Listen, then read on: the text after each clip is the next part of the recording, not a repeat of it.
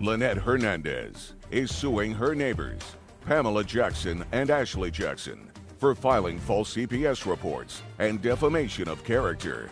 Court come to order. All rise. Have a seat, please. Case 2176, Hernandez versus Jackson. Thank you. You're welcome. Ms. Hernandez, you and the defendants are neighbors. Yes. You more recently moved into the neighborhood? Yes, on February 25th of 2022. And you've been living there for about a year. Year and a half. I have complaints and cross-complaints. Each one of you are claiming that the other is guilty of harassment. The defendant, in addition to the harassment, says that there was an assault on, that would be on you? Me. On you, by the plaintiff. Yes. And false police reports, reports to Child Welfare Administration. Each one of you is requesting serious damages as a result of this ongoing harassment and assault. And I gather from reading the papers that when you moved in, the whole bad feeling between neighbors started because of a parking space. Would that be correct? Correct. So your car is the white car. Correct. Tell me about the problem when you first moved in with the car, and go over to the chart. Okay. So a month after I moved in, I politely asked Pamela if she Just a can... second. Pamela, that would be you. Yes. Your last name is Jackson. Yes. Okay. So you asked Miss Jackson, whose car is the car parked in front of yours? Yes, this one. Okay. So you said to Miss Jackson, go ahead. I told her if she could please scoot up. We were both pulling in at the same time. We were coming back at the same time, so I thought I could politely ask her if she could just scoot up. I don't know what that means, and perhaps other people do, but I don't. You asked her to move her car.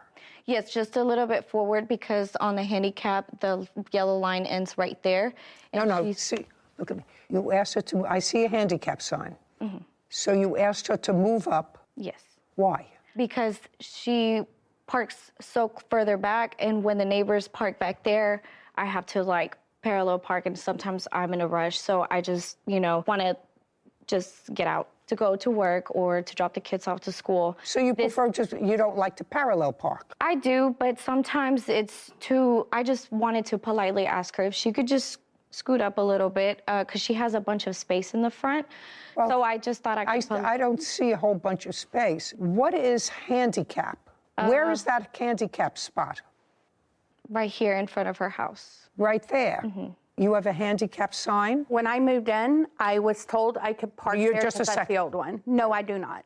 You do not, so you shouldn't be parking there anyway. I was told I could because that was the old sign. That's why they dismissed the ticket that she called to get when I didn't move my car. Just a second. You can't tell me what somebody else said to you. There's a handicap sign. That was from the police department, the marshal. What, did you have something from the police department indicating that you can park in a handicap spot? No, they removed it the next day and dismissed it because of that. Just a second. Is the sign still there? No, they removed it immediately. Okay, fine. Because so the sign was removed? Yes. And what is that alleyway where the trash can is? That's the driveway for the next door neighbor's house. Just a second. So that what she's doing in parking her car there is permitting the trash cans, which are supposed to be out into the street, right? Point to the trash can. Yes, right here. So the trash can is supposed to be out in the street. In order to get back to the house, somebody who lives in that back house has to pull all the way around the trash can and her car if she moves her car up. Your Honor. It makes it that much more difficult for the person who lives behind. I understand. For Okay. trash day is understandable. I don't care. You have to understand, Ms. Hernandez, that she didn't have to accommodate you so that you don't have to parallel park. I just thought I could ask her politely, and I didn't think it was going to be okay. So let's go back a second. Now you can go back. So that's what started the trouble. You said politely. Tell me exactly what you said to her. Tell me exactly what you said to her, and you said that happened in March. Go ahead. I asked her, I said, excuse me, can you please scoot up a little bit so that I can parallel park? There was no trash No, that just a day. second. I don't care. Trash, no trash. That's how she doesn't have to figure Monday, Wednesday, and Friday. I have to scoot up my car because she doesn't like to parallel park. Do you understand? trash day, Monday, Wednesday, and Friday. Recycling Tuesday and Thursday, but not every week, every other week. So I have to remember to scoot up so that my young neighbor doesn't have to parallel park. It's ridiculous. Okay. It's ridiculous. Is that the way she asked you? No. What did she say? The way she told me was, ma'am, I would appreciate if you would just move around and park in the back. Now, the alleyway, it's illegal to No, just park. a second. She said, let's go slowly. So ma'am. she said, ma'am, I would appreciate if you would please move around to the back alleyway. I need parking for all my friends and family. No, not true. Your Honor, that's not true. Yeah, I don't believe that. Sarah, I don't know what this... You don't have to keep hitting it. That's the whole video. Thank you. If I hit it, maybe I hit it on the table a little. Yeah, I don't think so. Well, that only works with your phone. It only works on my Yeah. phone? Fresh math.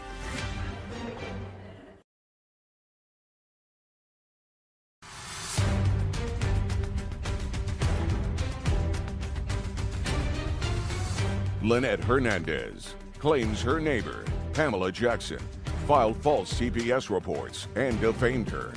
Pamela is countersuing for an assault. Okay, she asked you to move, and you said to her, your response to her was, it's a public street, I'll park where I want to park. I tried to explain to her I have arthritis, so if you'll see, I park where I can walk around my car and go up the walkway. I don't care. You don't have to justify it to me. I asked you the question.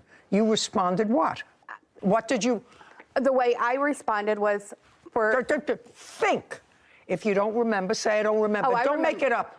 I remember because I've stated this the whole time. Every time, even the police have sat there and asked why I parked there because she's called the police over this multiple times. I have even explained to them I park the way I do. No, I want you to tell me. I told her, I says, I'm older, I have arthritis, I park where I do to be able to use my walkway. Her response was, you'll have a better access to your walkway if you pull up. I said, no, the person on my passenger side would, then I have to go up in the grass. Nope. I need a walkway for stability because I've already had one fall. Okay, whatever. You told her I can't accommodate you. Yes. Your Honor, that's not true because it didn't take that long. She got in her car, and she actually got in, and she scooted up. And she moved up a little bit. She moved up a little bit because the trash can wasn't there. Okay, so you asked her, ma'am, could you move up a little bit? And so what you're telling me is she accommodated you. She did. And she didn't say anything to you. So I thought it was okay. And then what happened? And then whenever I was parking, I got off and I told her, I was like, thank you. And then that's when she got upset. No. In March, what you're saying is you asked her to scoot up, and she did. And she did. When was the next date that something happened with the car? April 6th, she called the cops for the first time because she parked. That's how she parked. She parked very close to my car, as you can see on the picture. She started parking close to me like that. She called the cops for the first time. Just a second. That photograph was taken April 6th? Yes, ma'am. Of 2022? Yes, ma'am. Okay. And you were parked right in front of your house? Yes, ma'am. First. And she parked in front of you? Correct. And you're telling me that she called the police? Correct. Is that correct? No. Okay. Show me that she called the police on April 6th. She did? She called the police, and then she was telling them that... No. Can't tell me what she was telling them. I want to see where she called the police on April 6th. She said she didn't. Is that what you just said to me? I called the police. I'm not the one that parked. I was already parked there. When she pulled up on me, I called the police because she tapped my back end before she pulled back. Incorrect. Okay. So you were parked there already? I was already there, and it's an ongoing issue for months. She would pull up on me and sometimes tap my bumper. And you were in the car? I wasn't in the car. So I was inside. So you just saw her parked very close to you? I saw her tap my bumper. Okay. And that's when you called the police? Yes. Okay. And she knew because she was recording me calling them. Do you have that? It's even on her TikTok. I'd like to see. I do, because she was lying to them and said that I hit her car, and I did not hit her car. Which shows she was the one pulling in.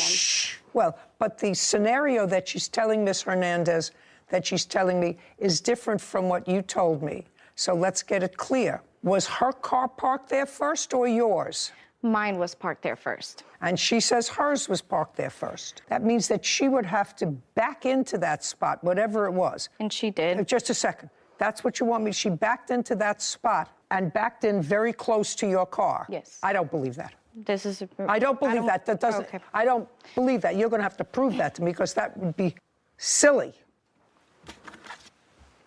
I see what you're showing me. What you're showing me is consistent with the cars being very close together, but you want me to believe that she actually backed into that spot. She did. Oh, it's a video? Here. Your Honor, she did park like that day. Yeah. I hope this video will show me that. I don't know what this, Sarah. Yeah. Am I getting the whole? Yeah, you don't have to keep hitting it. That's the whole video.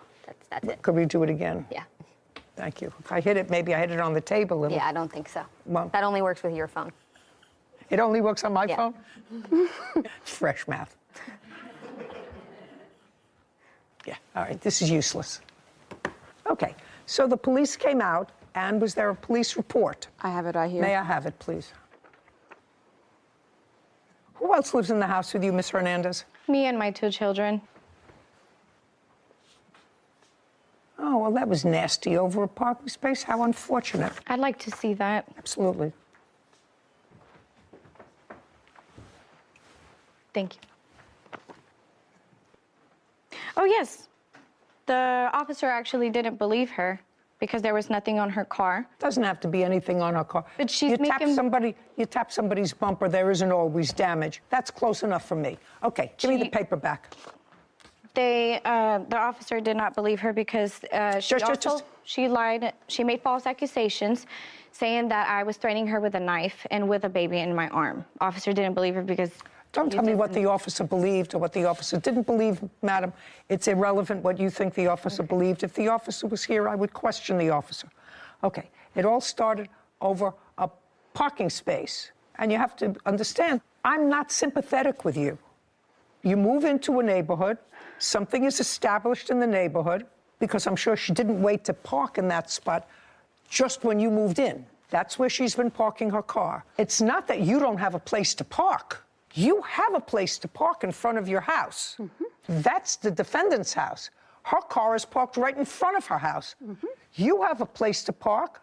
Your car is parked right in front of your house. You want her to move to make it easier for you so that you don't have to struggle to park, so you could just scoot in and scoot out. I just didn't want to risk hitting her car for being in a garage because the people behind me would park pretty close up. Who cares? It's a public street. I don't care if you park on Mars. Mm-hmm.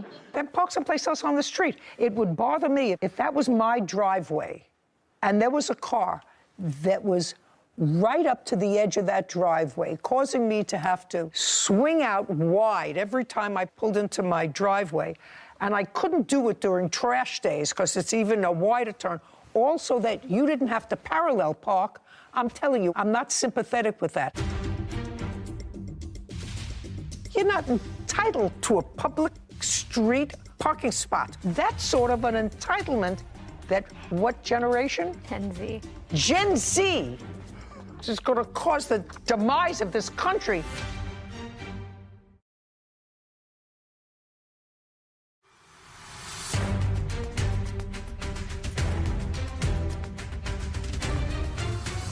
Lynette Hernandez has accused her neighbor, Pamela Jackson, of defaming her on social media. Pamela claims Lynette assaulted her with a trash can. Okay, how old are you? I'm 27. You're 27. Well, that makes sense. Is that called Your Honor. Gen X? Is that a Gen X? What is that? I think it's a Gen Z. Gen Z. Gen Z. Yeah. Gen Z, yes. Your Honor, There's a whole bunch of entitlements with Gen Z people. Your Honor, I don't think it's. Just a second. Your Honor, I don't think it's fair that she has called CPS on Just me. a second. We're not talking about fair. Right now, we're talking about parking. Well, right now, we're talking about what precipitated this bad feeling. And I agree with you. We'll get to the rest of the harassment, but what I'm telling you is you're off base here. You're not entitled to a public street parking spot that may or may not inconvenience somebody else. You have a spot in front of your house. But if the reason you told her to move her car and the people behind is because you don't like to parallel park, that is sort of an entitlement. I'm just telling you, Ms. Hernandez, that's sort of an entitlement that what generation? Gen Z. Gen Z.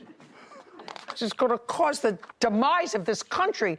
There is no entitlement to park right in front of your house, comfortably. Judge, There's no if I may entitlement to add. that.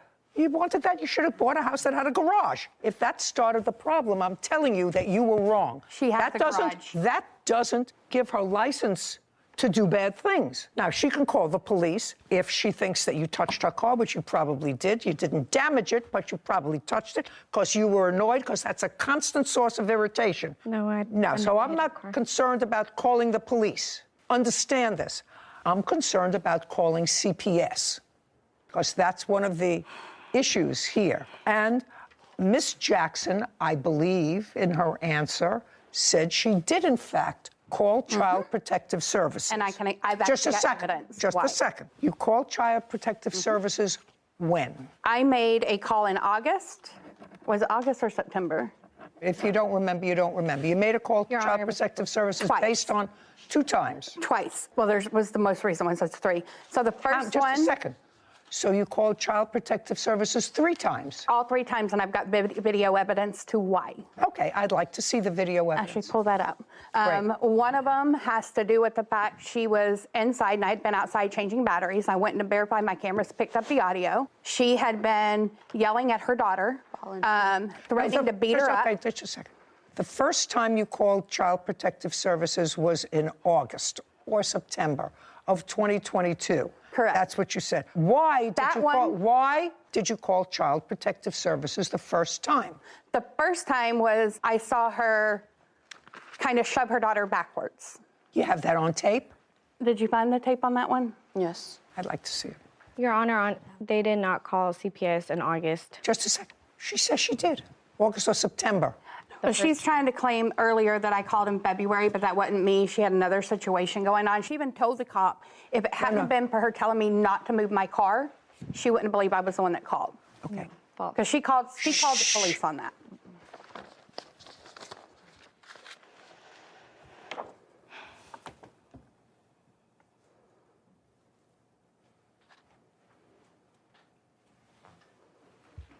I don't see anything sufficient for you to call CPS the first time on that. That was a motion with a hand. Child didn't fall. There had been a bunch of yelling out before that. I don't care. That's an overkill. What's next? When's the next time? The next time I called, and she's got the video. She can pull up for you. She was inside. I was changing my battery. She yelled at her daughter to get down. Where was her daughter? They were inside. So you heard her yelling at her daughter? Heard her yelling at her daughter to get down, or next time she does it, she's going to beat her up, and then we heard break your neck. Okay, and you videoed that? Yes, we even showed that to the police. Okay, Your Honor, I'd that like to wasn't see me. it. Looking at it, so far you...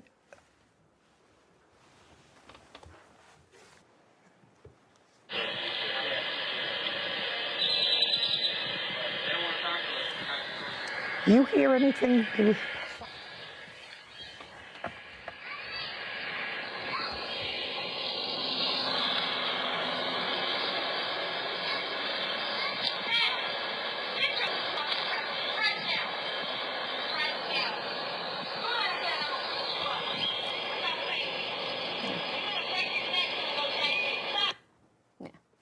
She says, Your I'm Honor, gonna that's beat you not up, me. and if you don't listen, I'm going to break your neck. Okay. How old is your daughter? That's not Shh. me. My Who is daughter's it? 7. Whose voice is it coming from your house? It's not me. It's the Whose neighbor foot- that was on the corner. What? That's not me. My daughter's name or my son's name is Cam. She said, Cam, No, she didn't. you could listen to it again and it's going to say Cam. That's not me. That was the person On that that's in side, the... nobody You want me to has just any listen kids. to it? Yes, they do.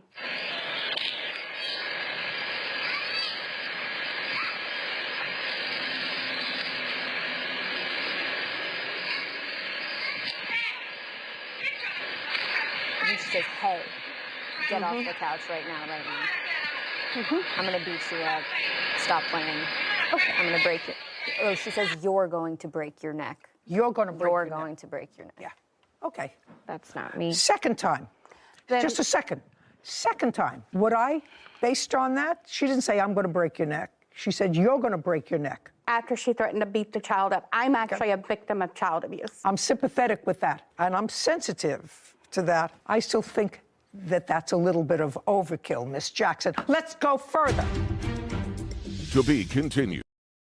Sister, Brandy Maida, for property damage, harassment, and lost work. Court come to order. All rise. Have a seat, everyone, please. Hello, Kate. Case number 2006, Nelson versus Mata. Thank you. You're welcome. Miss Nelson, this is your sister. Yes. How old are you? I am 42. 43, almost 44. Oh, so are you the only two sisters? We have some half-sisters, but yes. But you're the only two full biological sisters.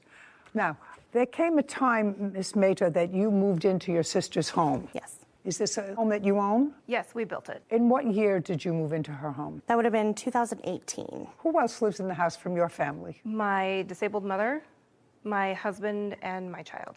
So your mother lives there. Yes, I take care of my mom. Tell me why you moved into your sister's basement, Miss Mata. In 2015, my oldest son was in a tornado and suffered a severe brain injury. So when my sister Tiffany and her husband were looking for new houses, they offered to build an apartment in their basement so that we could live with them and get out of our mobile home. So when they built this house, it was built with the intention of us living in the basement. Is that correct? Yes, but for a year, because I do take care of my disabled mother, and the intention was for her to be in the basement eventually so that she doesn't have to use stairs. Was the original agreement with your sister that it would not be a permanent move, but one that would last for about a year? It was agreed that it was not a permanent. There was not a date set, though. Okay, but it was agreed it was not a permanent, and you Correct. did not have a written lease. Yes, we did. We do have a lease. You did. I'd like to see it. We had a month-to-month lease that I have as well. This is the current lease that subsides the other lease.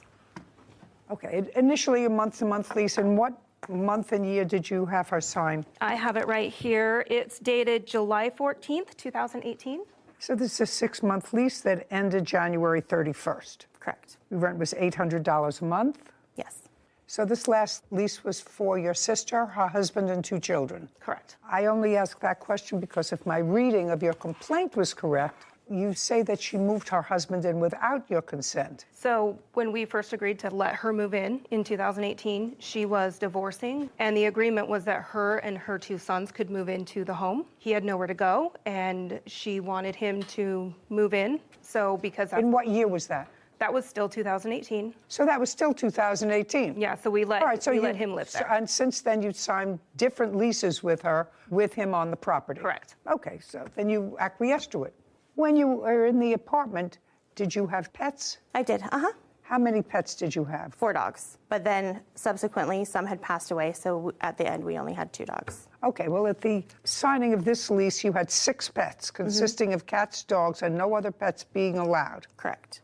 And you agreed, regardless of ownership of the pets, agreed to restore the property to its original condition at your expense when you leave. Okay, good, because that's also part of what this is about, actually, most of what this is about. Your Honor, they had 3 pets upon move out. They had just gotten a puppy, so they did have 3 pets and 2 cats upon move out. Doesn't matter. Anybody who has 6 pets, after 3 years, the carpet needs to be replaced. Yes, ma'am. Okay.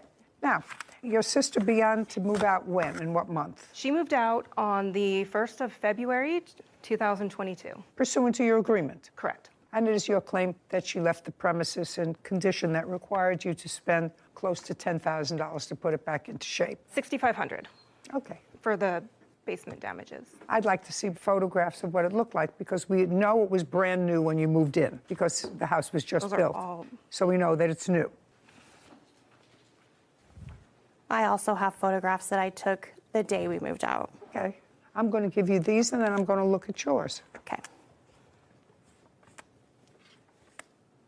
Okay, so there's no question you have to replace the carpeting. Right. You understand that. Did Yes. you replace the carpeting? No, I had not had any contact from her. Do you have a bill for the carpeting? I replaced 1 room already, and I have that, and then I have the estimate to replace the other carpet. Okay, I'll take a look at that.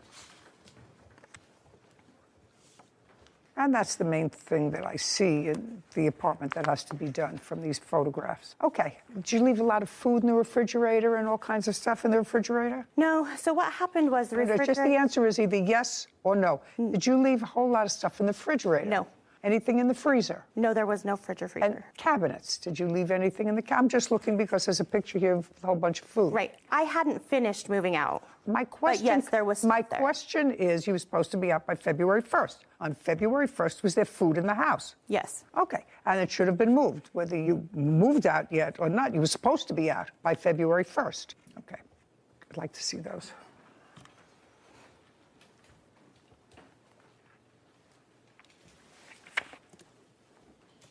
So you replaced the carpet in what room? One of the bedrooms, so my mom could move down there so she could not use stairs. Okay. Sarah, add these two figures and have them for me, please. And I don't know what this is a photograph of.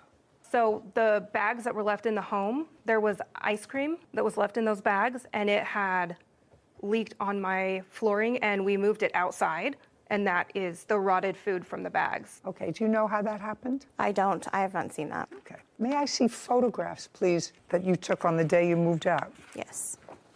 I have that total, Judge. $4,129. $4,121? 29 29. and 21 cents. Thank you. Is this after the carpet was taken out? Yes. Kevin, can I please see the photographs that you took?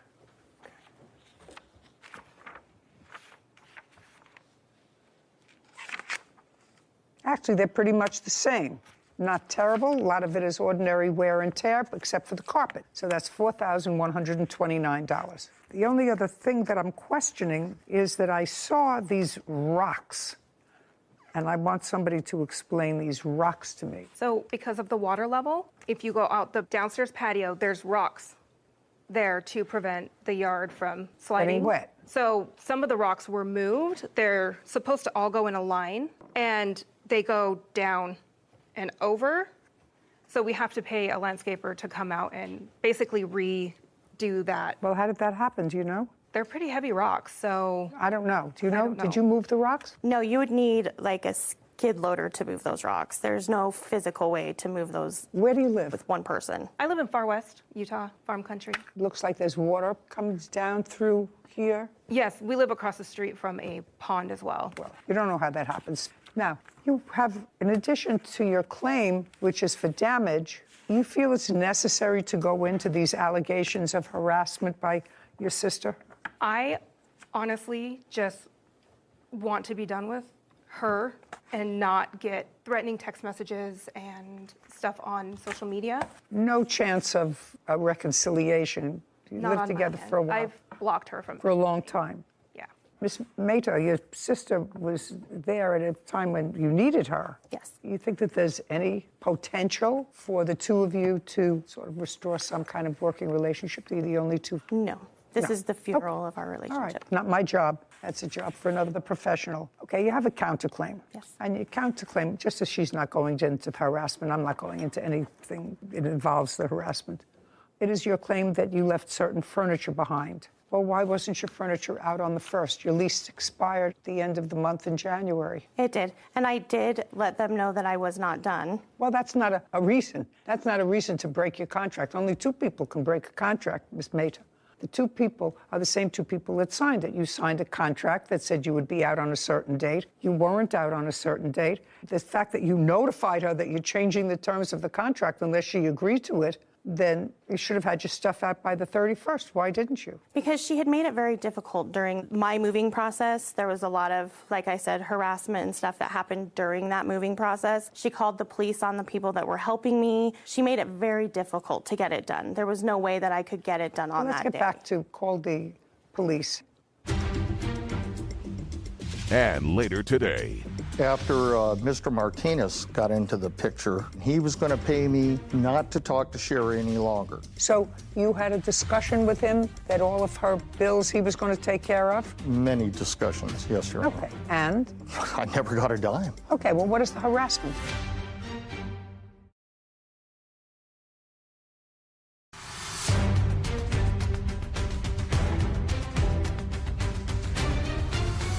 Tiffany Nelson claims her sister, Brandy Mehta, owes for property damage after living in her basement. Brandy is countersuing for the return of her belongings. Who did you have moving you? I had my best friend, Brittany, was helping me. Does Brittany and your sister have any negative history? They do. Okay. Well, if they have any negative history, why would you have her come into the house? Because she doesn't have any access to Tiffany at that point. There was no reason for them to talk. They wouldn't be even associating. You know, if I knew that there were issues between my landlord and a particular person, especially if my landlord was my sister who let me move into her house, just from the question of using my brain, I wouldn't bring somebody that had been on the outs with them. If they didn't like them, that's one thing. You know, I'm really not crazy about your friend Brittany. That's one thing. But if you knew that there was an active, aggressive feeling against one or the other, should have had somebody else move. So why didn't you get your stuff out? Well, so I didn't think that it was as serious as that. They are related. If they're related and don't like each other, or the plaintiff doesn't like her, then that's even worse. Go ahead. Yeah, so she was my only help. I didn't have anybody to help me at that time. So. Then start doing it sooner. Go ahead. Yeah, that was the only reason. Miss Mata, where was your husband? He was working. We were working during this whole time. Well, that's okay. I've moved and worked. I used to move every time I needed a paint job. I would pack up and move, and I constantly worked. I've worked for 58 years. So that's not a reason. You pack in the evening. You go down after work, you get newspaper from the grocery store, and you get old cartons, and you wrap up the dishes and the cartons, and you manage to get out when you're supposed to get out. And she's not the only one who can help you. Maybe your husband has friends. If he doesn't have friends, I don't know why not. And in any event, that was not a smart thing for you to bring your witness. Furniture. What furniture did you leave? I left patio set on the patio. It was all outside furniture. On. Patio set. You're on just a second. A lawnmower. Okay. Outside bench that had storage and stuff. Yeah. Fire pit and lawn chairs. Okay. And when did you buy the lawn chairs? It would have been 2018. Okay. And how much did you pay for each one? They were $245 for the chaise lounges and $159 for the pool dining chairs. Okay. Are those chairs at your home? Yes. May I see them? Yes. There's 4 lawn chairs. There was never the long chair. chair. Let me see what's in the home. I also had a cooler. Just a second. Don't bother me about a cooler. Are the lawn chairs still there? Yes. Great. You can go get them. Okay. With a marshal, not with her. What about the fire pit? Still there. You can pick up the fire pit. What about the lawnmower? Still there. Patio set. Still there. They have painted that purple. Painted back. Where are you living now? I have a house. Who are you living there with? With my husband and my sister-in-law. She's living with you? Mm-hmm. She's paying, it's not an answer, yes. Yes. She's paying you rent? No. Why not? My husband's mother, their mother passed away, and she needed to be closer to family, so she's just living with us as family. Okay. You're going to get all the property back that you say you left there. And you can do that within 5 days on notice to the plaintiff with a marshal. Just give him a copy of the order that will give you inside. Okay. With regard to the renovation of the house, she has to put the house in reasonable condition. Most of these other pictures demonstrate some wear and tear that you would have to do. Painting and plastering after 3.5 years, but the carpeting had to be replaced, $4,129. Judgment for the plaintiff. Thank you very much. We're finished. This court is adjourned. I'm happy with her decision. I just wanted to fix my basement and move on with my life. I mean, it is what it is. There's nothing to do. You know, I think we were both at fault. Go back home, fix my house, and honestly have nothing to do with her again. And if she had come and talked to me like a normal person, we could have figured this out without this. No, I'm completely done. I would like to not be inappropriate, but she's just not a good person. I think that the two sisters had the best of intentions. Didn't you get that feeling? I did. From moving in and knowing you have a designated place at a time of need, that she was going to design the basement for you to live in, although not permanently, I thought it was going to go in a good direction. And I'm sure that the plaintiff's mother, who lives with her, is sad that she doesn't get to see her other daughter probably as frequently as she would like, because they lived together in the same home, evidently, for a very long time. Yeah. Very bad. There's always collateral damage when people don't get along. True. Case number 2039, Mormon versus Strauss. All parties, please step forward. Derek Mormon is suing his former friend, Sherry Strauss, for car repairs and harassment. Mr. Mormon, the defendant was a friend of yours. Yes, ma'am. A casual friend, a romantic friend? Maybe both. You know, a casual romantic friend. How long do you know her? 14 years at least, probably closer to 15, yeah. Were you ever together as a couple? No, ma'am. And it is your claim that because she was in financial trouble, you extended a loan to her to fix her car. Yes, ma'am. That's what this case is about. You also say she harassed you, but most of this case is about the loans to fix her car. Ms. Strauss says that you did, in fact, work on her car, but you caused more damage to it than it originally had. And she is counterclaiming for car repairs that she has to make because of work that you did on the car. Who is this person? My fiance.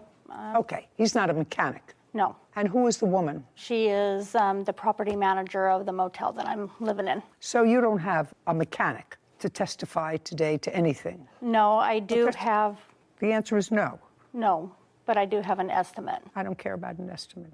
Okay, so I would like you to tell me, Ms. Strauss, when did you start to have trouble with your car? March 2nd of 2022. And where were you living at the time? I had just moved into the motel. Had you been spending any time with Mr. Mormon? Previous to that, no. Previous to March of 2022? That's correct. Okay. After March of 2022, did you spend any time with Mr. Mormon? I did, yes. Did you stay at his home? I went there occasionally, yes. No, but I'm asking, did you stay over at his home? Yes. Okay. And when you started to have trouble with the car in March, when you hadn't been staying at Mr. Mormon's house, did you call him and let him know you were having trouble with your car? I did as a friend, yes. And what did you say to him, and what did he say to you? I just told him I dropped my son off at his taekwondo, and we were trying to leave, and my car was not working. And what did he say to you? That he will come and help me. And help you? Yeah. That was on March 2nd? That was on March 2nd, yes. And did he come to the motel where you were staying? No, he did not. Well, how did he come and help you with the car? Because my car was at my son's taekwondo, so he went there. He came to where you were? And did he take your car someplace? Not on that day, no. What did he do on that day? On that day, he took me and my son home. So that was March 2nd. Keep going. March 2nd, March 3rd. And then on March 3rd, we ended up having my car taken over to O'Reilly's. Well, we got a battery. How much was it? It was $167. Who paid for it? I did. So then you were driving it again? It's not, Yes, correct. Okay. And when was the next time there was difficulty with the car? Then the next time was March 7th. It died again. So on March 7th, the car died again? And what did you do? Then on March 7th, I called him and told him that something's wrong with my car again. Now it's not starting again. Okay. And tell me why you called him. Because as a good friend, like I said, we've been friends for 15 years. As it is, I don't ask anybody for help. I usually try to do everything on my own. But, Okay, so you called he him had and said the helped car me. died again? Yep, but he had made it known that he was knowledgeable about cars, so I figured that maybe he would know what was going on. You know who else is knowledgeable? Mechanics. You want to tell me what the additional harassment is? He showed up at my motel threatening. What did he want? When I had talked to him before, when he thought that David and I was not together anymore, he said, "Oh, it's not about the money." He goes, "I just want you."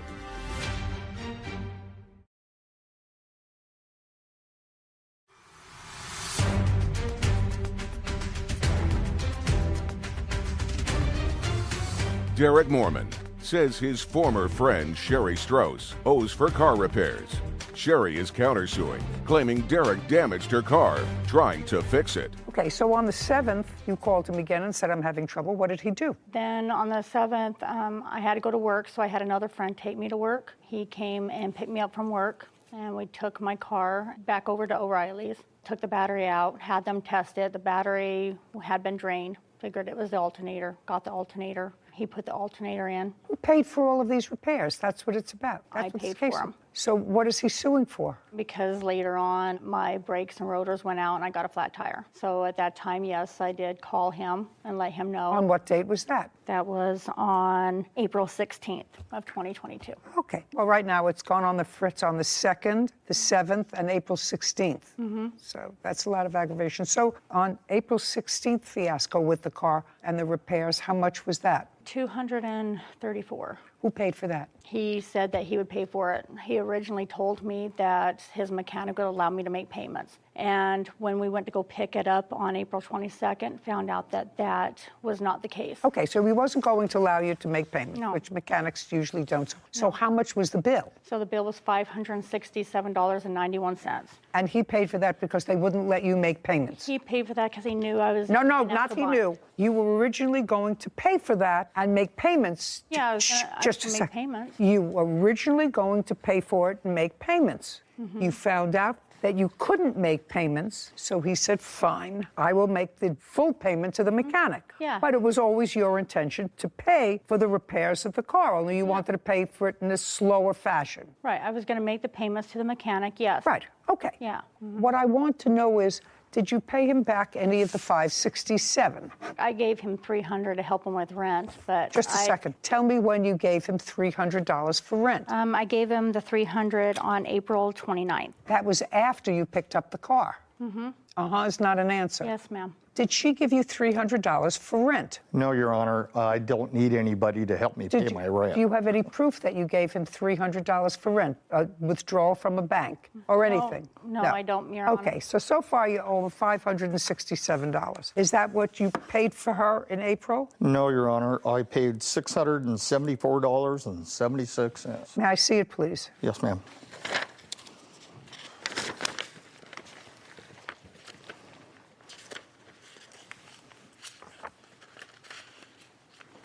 Yeah, April 18th. $674. Would you show this to Ms. Strauss? Okay. Mr. Mormon? Yes, Your Honor. There subsequently came a time, which I think probably was a more social issue than anything else, when the defendant advised... I have a different one that shows May I the receipt right there. May I that see shows it? The $567.91.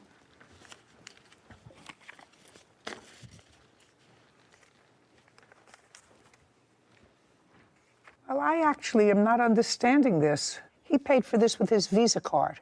Is that right? That's correct. Could you explain this to me? This is your Visa card. This is the same invoice. One of them is for $567.91, and the one that you gave me, the same invoice number, is $674.76. Sarah, would you do me a favor, please? Sure. Would you add up? From both or just the top one? Well, let's start with just the top one, for which there is a Visa receipt. So I gather that all this became problematic when you started to see a serious boyfriend. Is that right? That's correct. Now, after March, you said you stayed occasionally at Mr. Mormon's. When you stayed at Mr. Mormon's, was that more of a social? I mean, was it a more intimate relationship than just social friends? This was after March, after you were in the motel. We're kind of like friends with, benefits in a way, so Okay. yeah. All right, and then you found someone new, and according to him, you advised him that you had somebody new, and now he wants the money for the car, which you were going to pay anyway. You were going to Originally, pay I it. figured it was a friend helping a friend. I didn't think No, of it it as a wasn't. loan. No. It wasn't. Even you say, Ms. Strauss, it was your intention to pay this bill for your car as you would pay the other bills for your car. However, when you got there, you found you couldn't make time payments. So he said, well, you need a car. I'll lay it out up front. But it was always your intention to pay for your own car. Do we have a... That is the correct number.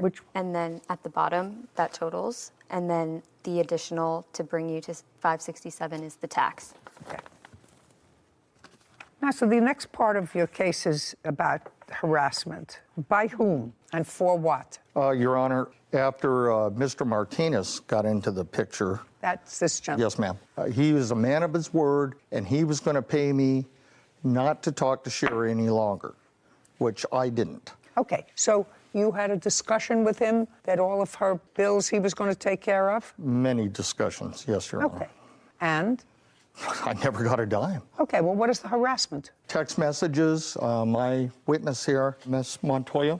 No, just a second. Okay. Text messages what?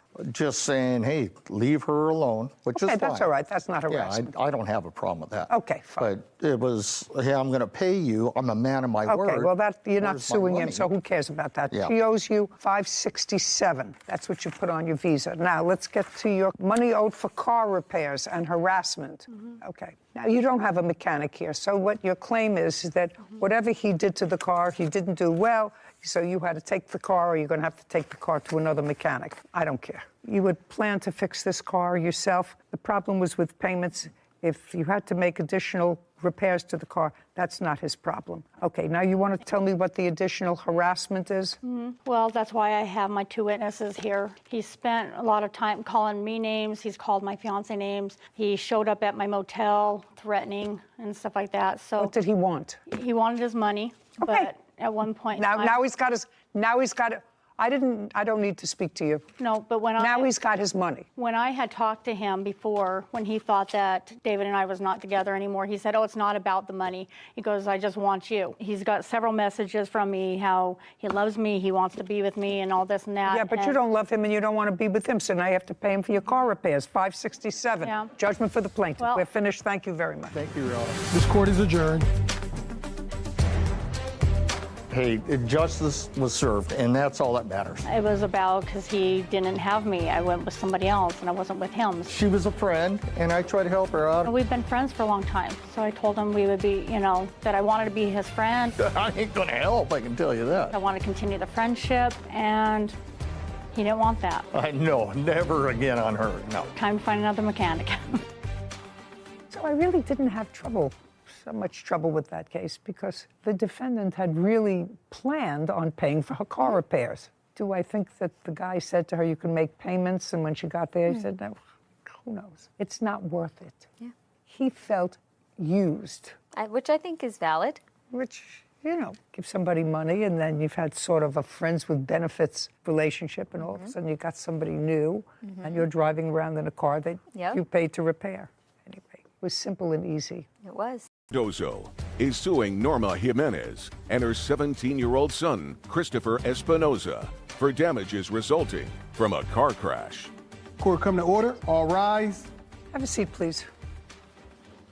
Case 2054, Cardozo versus Jimenez Espinosa. Thank you. You're welcome. Ms. Cardozo, it is your claim that the defendants are responsible for an automobile accident. Yes.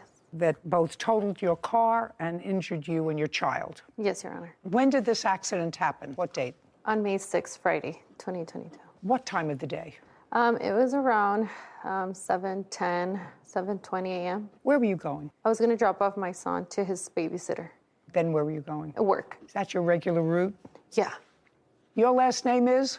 Espinoza. How old are you? 17. You were driving that morning? Yeah. Yeah is not an answer. Yes. Yes is an answer. Who was in the car with you? My little sister. How old is she? 11. Do you have a driver's license? Now I do, yeah. Did you, on May 6th, have a driver's license? No. I assume you were taking your sister to school, Yes. and then you were taking yourself to school. Yes. This was in May. How long had you been driving your sister to school? 6 months. Where was your mother? At work. Did you drop her off at work first? No. How does she get to work? Her own car. Who owns the car that you were driving? My mom. So your mom has 2 cars. Yes. What other adults live in your house? Just my mom. Your mother, Yes. your sister, Yeah. and you. Yeah. When was the car purchased that you were driving with your sister? It was a gift. Who was it a gift to? Me. Whose name is it in? My mom's. When did you get it? Month and year. Don't speak to him. When did you get it? January. January of 2022. Yes. So that's why you had been driving your sister for 6 months. Yes. The car is in your name? Yes, Your Honor. You know that he has no right to drive a car. He had a driver's permit. I don't care if he had a permit. You know he has no right to drive a car with a minor in the car. Well, he took some classes, and we were told by the instructor. No, don't tell me what you were told by the instructor, madam. Your insurance company disclaimed on this if you had insurance because he's not allowed to drive a car. Is that correct? Yes. What insurance carrier do you have on your car? AAA. Who insures the car that he was driving? AAA. On your name? Yes. When he had this accident, the insurance company, AAA, disclaimed on the accident because he was driving the car. Yes. Did they drop you from your policy? Did they drop your policy? No. Did they raise your rates? No, because I was changing insurance at that time when the accident happened. So you had no insurance? We had insurance. Just look at me. On the 6th of May, do you have proof that there was insurance on the car that he was driving? Yes, Your Honor. What carrier? AAA. And when did you change carriers? It was May 5th, but it wasn't going to be effected until the following week. So you had no insurance? I hadn't called AAA to let them know that I was changing insurance at that time. Again, I don't believe.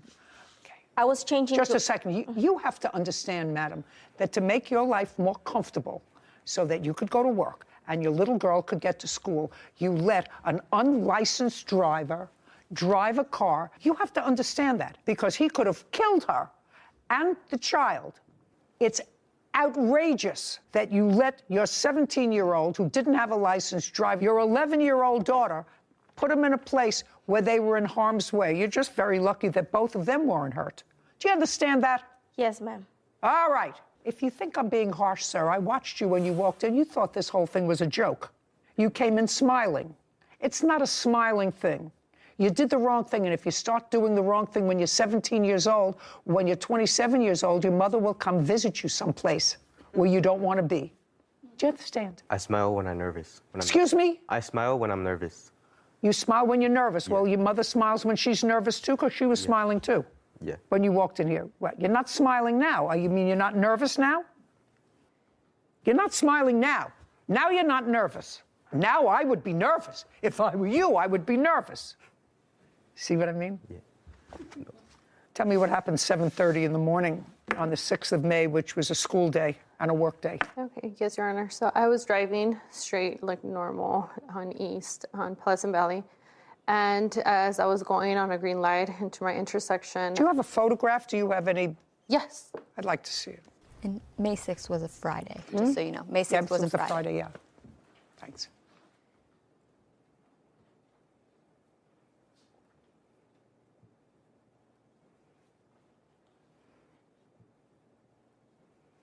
Your car is the red car? Yes, Your Honor. This doesn't tell me anything, actually. It just shows your car totally destroyed. Do you have a police report? Yes, Your Honor. I'd like to see a police report. Yeah, and I'll put it so she can kind of see my car, his car.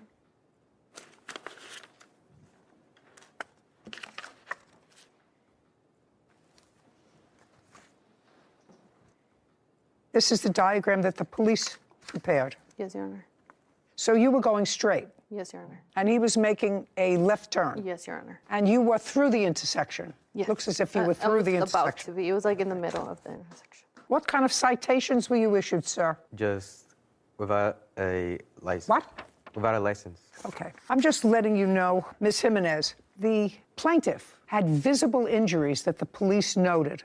Do you understand that? Yes. The airbags went off?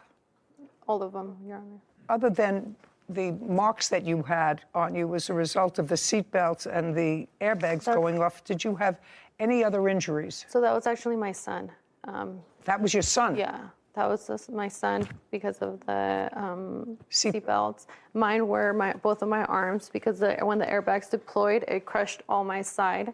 So both of my arms were bleeding. You were making a left turn? Yeah. She was going straight? Yes. You had a green light, but she was going straight and she had a green light. Do you understand? Yeah. That means you can't left turn. If she's going straight, that means she's got a green light. That's what it was. And you have to wait until she goes before you make a left turn. Yeah.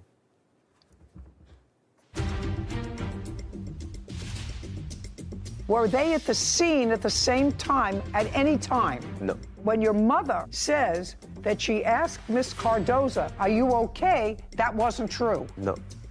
Was it true or it wasn't true? And later today. You have no proof here of anything. So I'm asking you, you want nothing or do you want your car back? I want your $10,000. I'd rather have my car back than nothing. And I'm sorry. I'm sorry.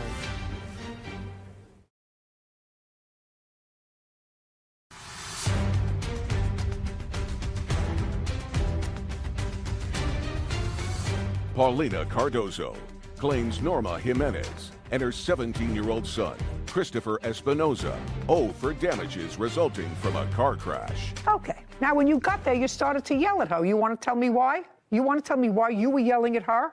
I didn't even yell at her. I got to the place, and then there was somebody waiting for me and told me that she had just hit them, like the person that there was a witness. You can't tell me.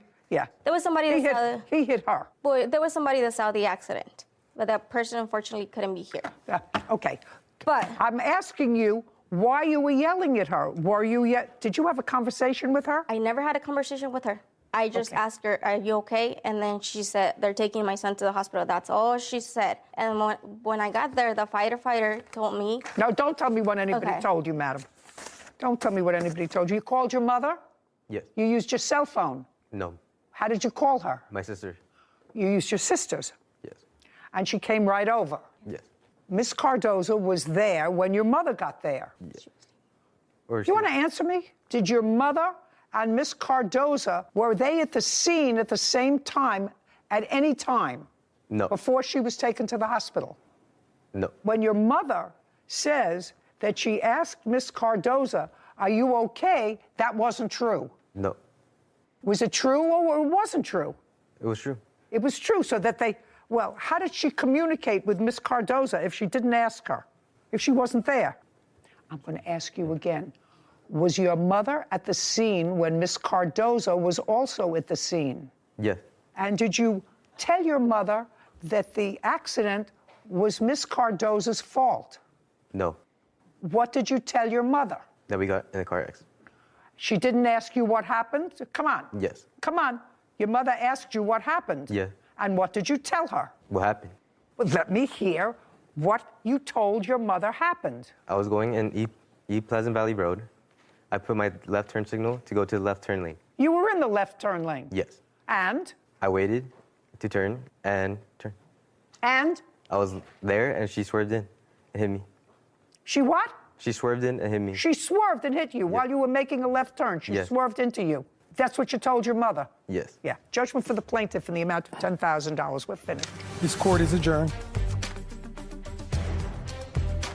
I feel like she was very fair. To my understanding, what they have told me is like he was allowed to drive. It's been a hardship for us. And that's why I let him drive. I was scared. I didn't know if he had broken something or something worse. I only asked her, "Are you guys okay? Like, what happened?" Somebody told me that it was you that hit them. Till this day, it's haunting. My son doesn't like to get in the car anymore, so it's straining. He wasn't even cited for the accident. He was cited for not having a license. I think she thought it was my fault, and I feel like she still thinks it's my fault, but it was not my fault. She was the one that hit him. You need to have insurance, and you need to know how to drive. I'm glad it's over. This is a public service announcement to the governor of the state of California. Do everybody a favor.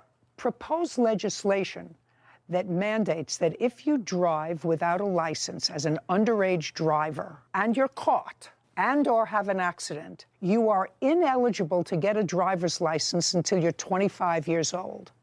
That would probably be a deterrent for some people. Something is wrong with the system. Those are my words for the day. Case number 2061, Laura versus Burke. All parties, please step forward. Michael Lara is suing car seller Donald Burke for a vintage car title. Mr. Lara. Yes, Your Honor. You had a truck. Yes. And that truck was a 2007. Yes, Your Honor. Nissan Frontier. Correct. When did you purchase it? I purchased it in 2019. From whom? From a private owner. I don't have his name, but I purchased it over on an auto app. So you found it online? Yeah. So it's still online. How much did you pay for the car in 2019? In 2010, I paid $10,000. I don't believe that. Let's try it one more time, Mr. Lara. Exactly how much did you pay for the car in 2019? $10,000, Your Honor. Show me a bill of sale. I don't have that bill of sale from back then. Okay. I have only the title that I had. Okay. Let's assume for the moment that that's almost accurate because the truck is now worth somewhere between $8,000 and $9,000. So that would be a depreciation. So now it's worth $8,000. Okay. You decided to sell it. Correct. To trade it. And you put an ad online to sell it? Yes, I did. You, Mr. Burke, had a 1947 classic Chrysler sedan. Yes. When did you get that? Beginning of the year. Beginning of 22. And where did you get it from? A car dealer had it for sale. Car dealer where? Montclair, California. You remember the name of the car dealer? No, ma'am, I don't. But it was the beginning of 2022. Yes. And was it an ad online? No, I was driving by and saw the car. I kind of liked the way it looked. How much did you pay for it? $12,500. Do you have a bill of sale? No. That was just this year. Why don't you have a bill of sale? I have the registration and title. I don't need the registration and title. I need a bill of sale. I don't have one. Difference when you buy it from a private party, but if you buy... Do you have... It was the beginning of January. How did you pay for the car? Cash. Cash. Do you have a withdrawal from your bank of $12,500 to show me? No, I don't. Well, how do you expect me to decide this case? You have a claim, you have a counterclaim. Nobody has any proof. How do you expect me to decide? Each of you is suing the other for $10,000 without any proof of anything. How do you expect me to decide that? Correct, Your Honor. You got it? Yeah, I got it. You got it? Yes. You have the title. You have the keys. You have the truck. Understand this. Neither one of you are leaving here with a penny. Do you understand? Yes, Your Honor. Do you understand? No, I don't.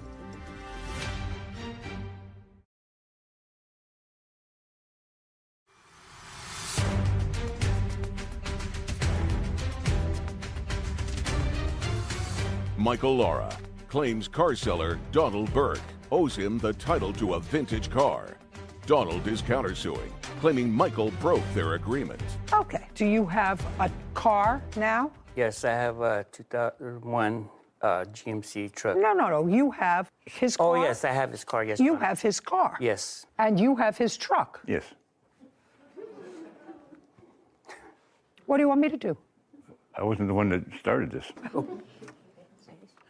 Okay, Your Honor. He doesn't have the title. Well, he never produced the money that he was supposed to produce. I have his title to his vehicle. He signed it over to me, and he gave me the keys as well. Okay. I didn't ask you anything. Well, I want you have the title, you have the keys, you have the truck. Correct, Your Honor. My question to you is, you have the title to his car. He paid, let's assume he's correct, that he paid $12,500 for the car in the beginning of 2022. That car, which is a classic car, is now for sale, because I looked it up, I don't remember the numbers, for? Between $18,000 and $60,000 on the high end of what I've seen. Okay, so it's worth considerably more than what you paid for it. Roughly $10,000 more than what you paid for it, right? That's correct, Your Honor. You don't know him, do you? No, I don't, Your Honor. There would be no reason why he would make you a gift. Is that right? That's correct. And you have the title for that car. Yes. Because you say, according to you, that he didn't fulfill his promise. Correct. His contract to pay you an additional amount for it. Now, you say he agreed to pay you an additional $10,000 for it. Yes. I don't know that because none of it's in writing. Anybody have any proof of that? No, Your Honor. No. Yeah, good. And you want your car back. I would just... You want your car. Well, I'm not giving you $10,000. I want you to just understand that. Yes. Because you have no proof here of anything that satisfies me. So I'm asking you, you want nothing or do you want your car back? What's your $10,000? I'd rather have my car back than nothing. You'd rather than have your car back. And I'm sorry. you have the car. Yes, I do, Your Honor. And you put in some money in the truck. Yes, the catalytic converters were bad. How much money did you put into the truck? $2,165. Okay. And you have proof of that. Yes. Yeah. Where? Can I help him? I don't need you for anything. Here. And it still needs another $2,165 for the other side. And you have the title to the car, is that right? Yes. Now, do you want nothing or do you want your truck back, even though he added money to it? Do you want nothing or do you want your truck back? That's my question to you. You want nothing or you want your truck back? My truck. Great. And you want your car back. Yes.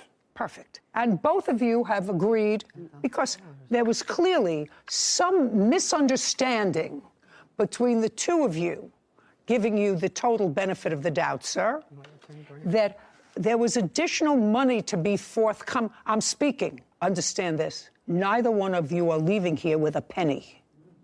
Do you understand? Yes, Your Honor. Do you understand? No, I don't. I put very, $2,000 very, into very, his truck. very easy. Very easy, sir. You're getting back a car that you say is worth, she says, is worth $20,000. Your Honor. Sorry. It's not going to work for you. You're going to each end up with your own cars back.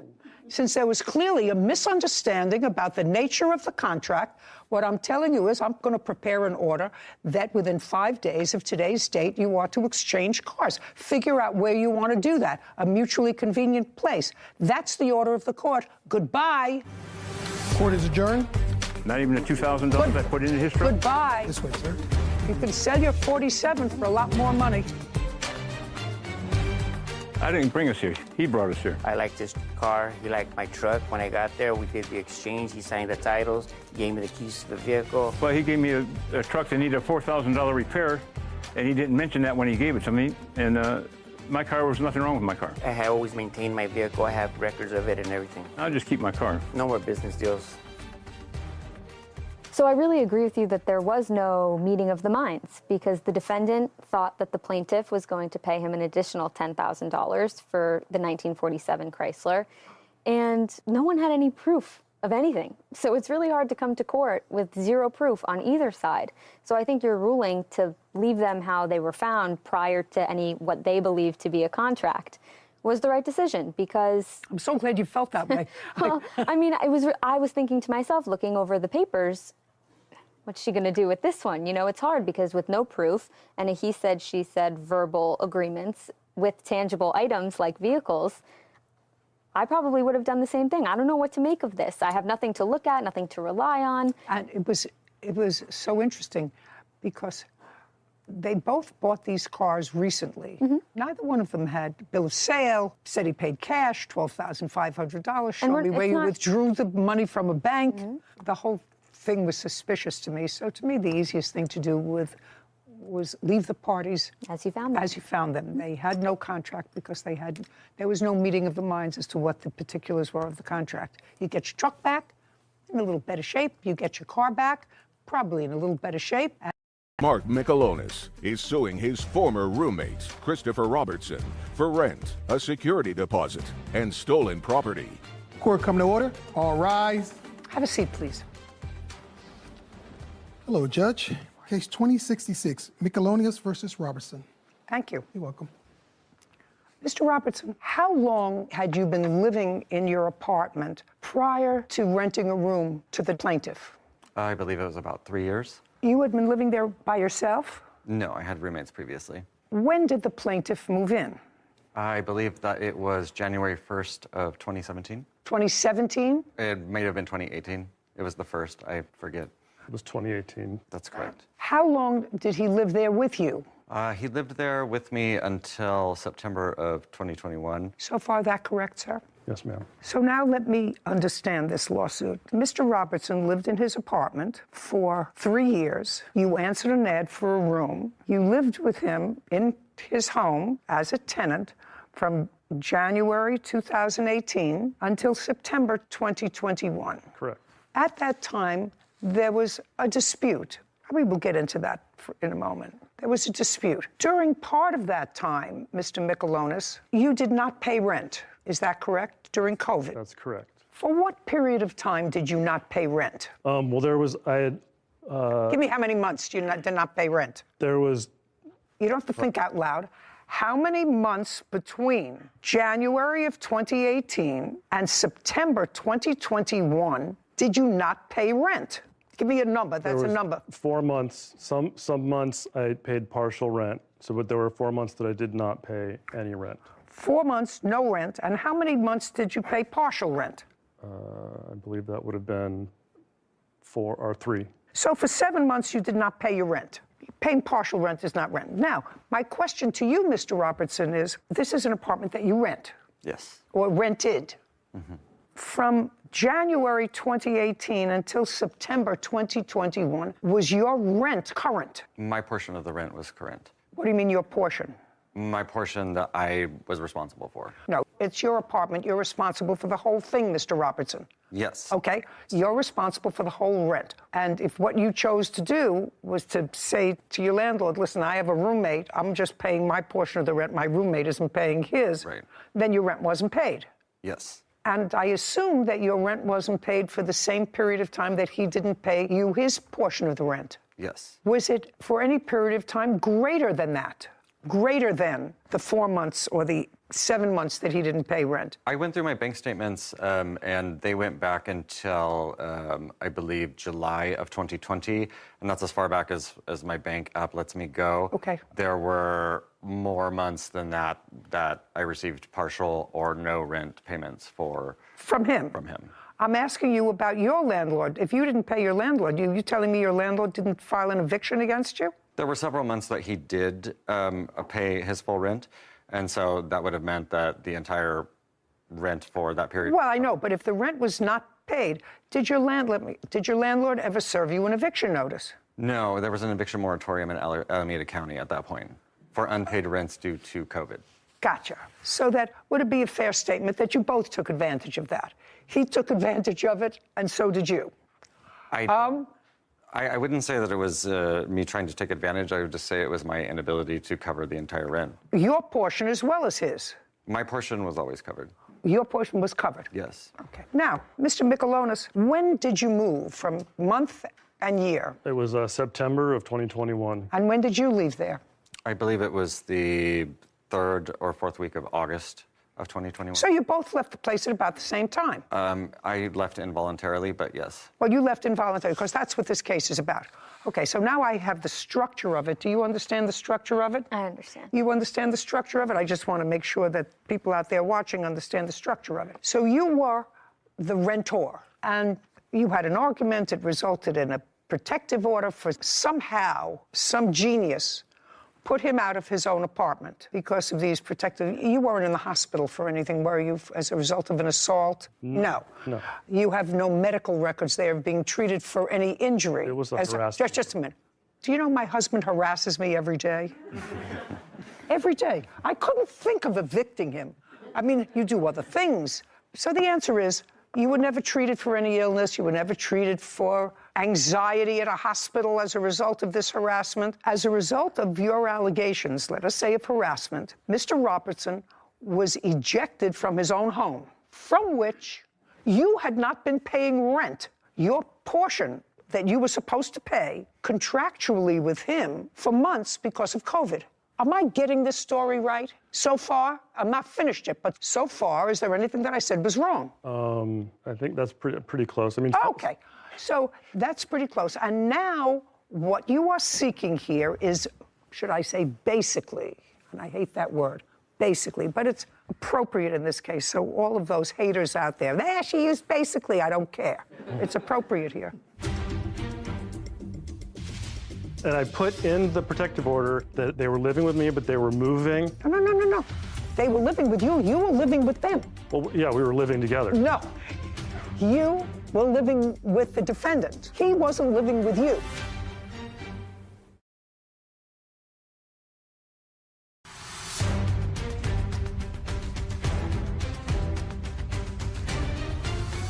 Mark Michelonis claims his former roommate, Christopher Robertson, owes for rent, a security deposit, and stolen property.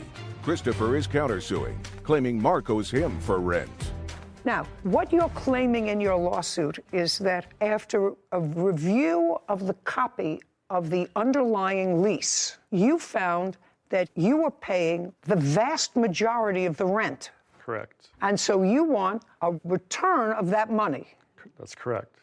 Under what theory in the law? Well, basically that he defrauded me. No, now you can't use a basically. Okay. I want to know what theory is there in the law that says if I own a building and I lease to someone the whole building for $10,000, and then I find somebody who is prepared to pay me, and I have the first 2 floors of the building. 3rd floor is vacant. I find somebody who's willing to pay me $9,000 a month just for the top floor. That makes me a good business person. But unless there is something that prohibits him from doing that... There is, Your Honor. Show me. There's a clause in the lease. No, just show me. Okay. I'm a lawyer. I can read a lease. So the sublease that I agreed to with him incorporates the entirety of this master lease. Just a second. I'd just like to see it, please, sir. I'd just like to see it.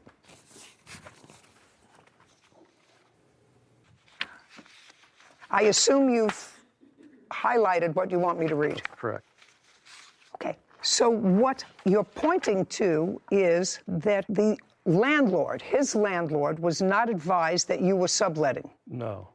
Well, that's why signed by every tenant. So that was one of the things, because if you look at the second lease, the one that was altered by Christopher to remove those areas so I wouldn't be aware, or I wouldn't be able to enforce them, was because he moved his boyfriend in without getting my consent. And so it says in there that he needs written consent. I understand that that doesn't apply to me, but he thought it did. And so he used whiteout on the other lease that I gave to you to obfuscate those terms. I don't know how to put this to you, sir, other than to say, let me backtrack. What kind of work do you do? I'm a web developer. You work for yourself or for a company? I do. I'm an independent contractor.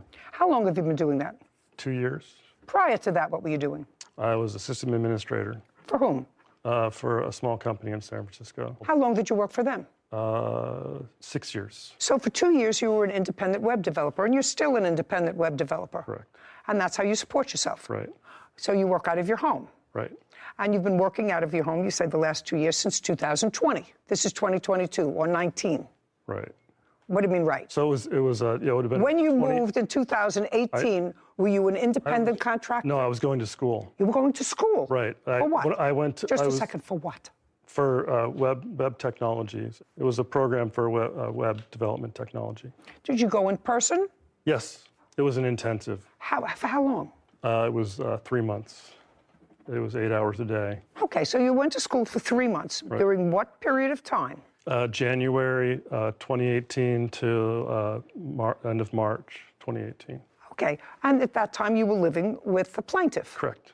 Okay, so you needed a room for that 3-month period, and after that time, you supported yourself by being your own boss, by developing websites for people. It took me a while to find a job, but yes. What do you mean it took you time to find a job? The interview process to get work. I was interviewing. It was very hard to break into that industry. And so what did you do? So I started taking on independent work. So you never actually got a job outside of the independent work that you did? That's correct.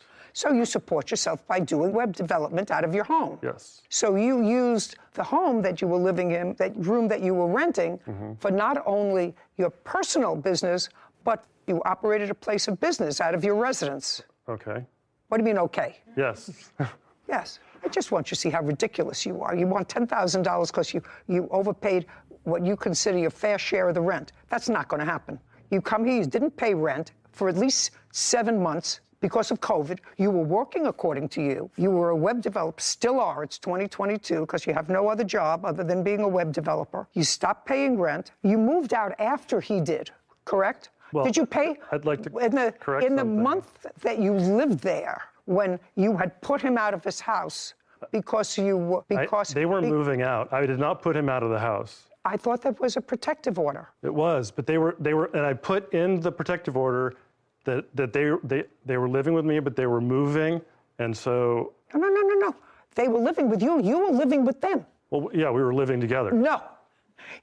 You were living with the defendant. He wasn't living with you. You were renting a place, although you weren't paying rent from him, and the underlying landlord wasn't getting his money, all of his money, because he wasn't getting your money. And what's coming to me is that somebody got stiffed with rent, and that would be the landlord who rented you your place where you were living, because you didn't pay him the whole thing. You didn't pay him the whole thing. And now you want me, you're asking me, to award you $10,000 for overpayment of rent. Your Honor, could I clarify something? The times when I didn't pay rent, I was not working.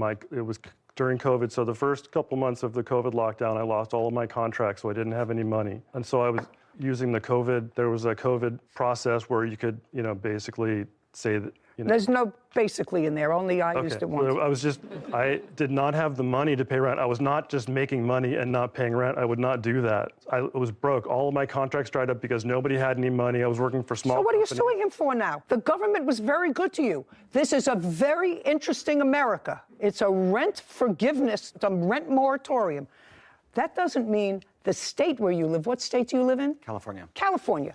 That doesn't mean the owner of this premises was given some sort of a break that they didn't have to pay for utilities, taxes, mortgage on the building, because it's used as a business. As far as I know, there wasn't a moratorium on that, but there was a moratorium on two seemingly able-bodied people to say to the landlord, I can't pay my rent. To add insult to injury, you think that I'm going to give you $10,000 because he charged you more than whatever the third or 40% of your occupancy of the apartment, and he shouldn't have? That's not going to happen, sir. So forget it. I've been here a long time. If a landlord is owed $5,000, yes, he doesn't say, well, tenant owes me $5,000, but his apartment was clean. I'm going to give him back his $2,000 security deposit. That doesn't happen.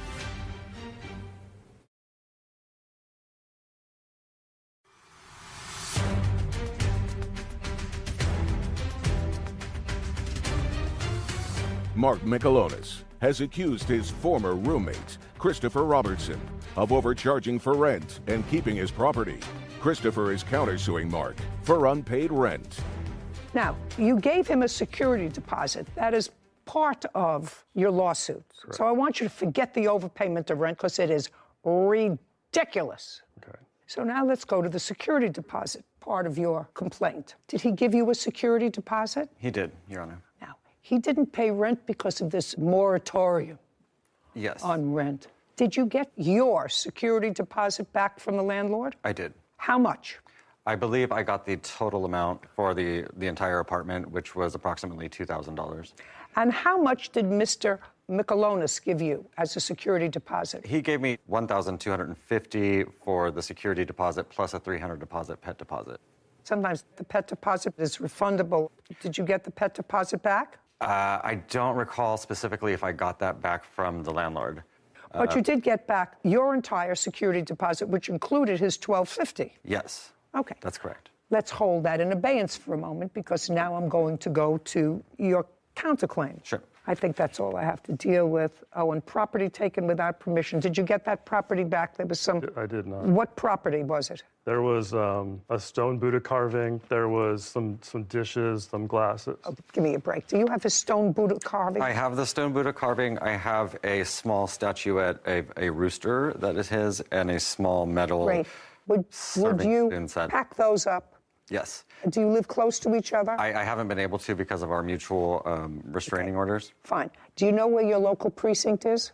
Yes. Where is it located? I believe that the closest one would be downtown for me, downtown Oakland. Okay. You'll find out before you leave today. In 5 days, drop it off at the local precinct. Absolutely. Let him know when, and he can go pick up his Buddha. Yes, I don't want bad in my home. Terrific. Now, money owed for COVID debt is your counterclaim. Yes. Which is what?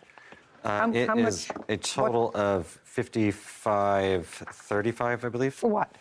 That is the unpaid rent. But you didn't pay his rent, you just told me. Right, and so this is the outstanding balance of the rent that he never paid that I'm responsible for as the master tenant. Oh, no, you just told me that you got your security deposit back. If you got your security deposit back, sir, that means that the landlord is finished with you. According to the law... Not according to the law. If you got your security deposit back, the entire security deposit, the landlord has written it off, because otherwise he would have taken your security deposit if you owed him or her money. Do you understand what I'm saying? It's very simple. I understand what you're saying. It's very simple. I wish I could explain that to them in your... Well... in your manner. I want to tell you something. I've been here a long time. If a landlord is owed $5,000... Yes. He doesn't say, well... Tenant owes me $5,000, but his apartment was clean. I'm going to give him back his $2,000 security deposit. That doesn't happen. So only in the land of Oz does that happen. They might live there. No, they might live there, but I don't live there. Okay. You owe him $1,250 for security deposit. This case is over. Your counterclaim's dismissed. We're done. Court is adjourned. Thank you very much. I would just like to bring Bye. Well, I was a little upset. He's being a drama queen. The clause in the lease was to prevent people from basically taking advantage of the fact that they've been living in a place for a long time and gouging rent for new tenants. He said I was price gouging him because he was enough to pay more rent than he might have if he had done some more research. They were trying to make it equal, and every place that I've lived in, there was always an equitable share of the rent. Like, no one was ever gouging anybody, so I felt that I was unjustly charged. Well, I can't say it wasn't very satisfying to hear the judge call his claims ridiculous to his face. Basically, he was leaving the front door open, making it so my dog could escape easily. He was filling the house up with smoke. We both burned sage. He was basically trying to get me riled up. He wanted me to move. While I am disappointed that I won't be able to recover some of his COVID debt. Basically, the moment that he was, it was inconvenient for me to be there, he tried to make my life miserable. I'm glad that I will never have to see him again, and this is done. I'm not living with roommates ever again. I've got my dog, and we're cool. He was a nightmare, and I never have to see him again. You know, far be it from me to second guess another judge, but it would seem to me sort of outrageous unless there was some sort of a physical altercation. Why anyone, because he clearly was excluded from his house. He left first, and he said, involuntarily. Would anybody exclude the original tenant? The original When I read the papers, I thought the same thing. I thought that was outrageous, that they would throw out the primary leaseholder on a lease in favor of his subtenant, which may or may not have been legal to begin with. I can understand it if there was something more serious, but harassment, I just don't understand it. But mine is not to wonder why. Mine is but to do what I do. And I don't think that when you come into a court where you have at least participated marginally in a giveaway, to then come in and say, you know what, there's a technical thing. He wasn't supposed to charge me this much rent because I didn't occupy this much of the apartment, whatever. Ridiculous when you didn't pay rent for 7 months anyway. Dog walker Danielle Lancaster for damages resulting from a dog attack. Court come to order. All rise. Have a seat, please.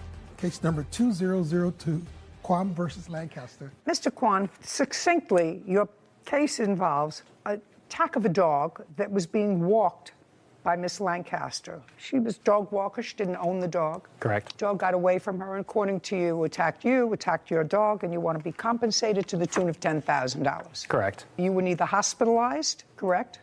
I was not hospitalized. You were neither hospitalized, and your dog was not hospitalized. Correct. I assume that you have some medical evidence as a result of this incident to show me that you suffered from a dog bite. Yes. Okay. And the dog bite was from the dog that was being walked by Miss Lancaster. Walked is, I'm not sure if I would use the term. She's a dog walker. Yes, She's but it was off walker. leash. She's not the owner of the dog. Correct.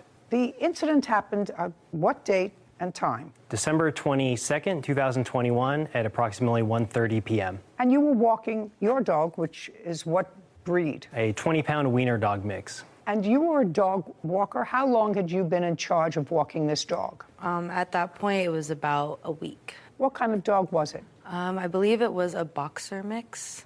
Not 100% sure.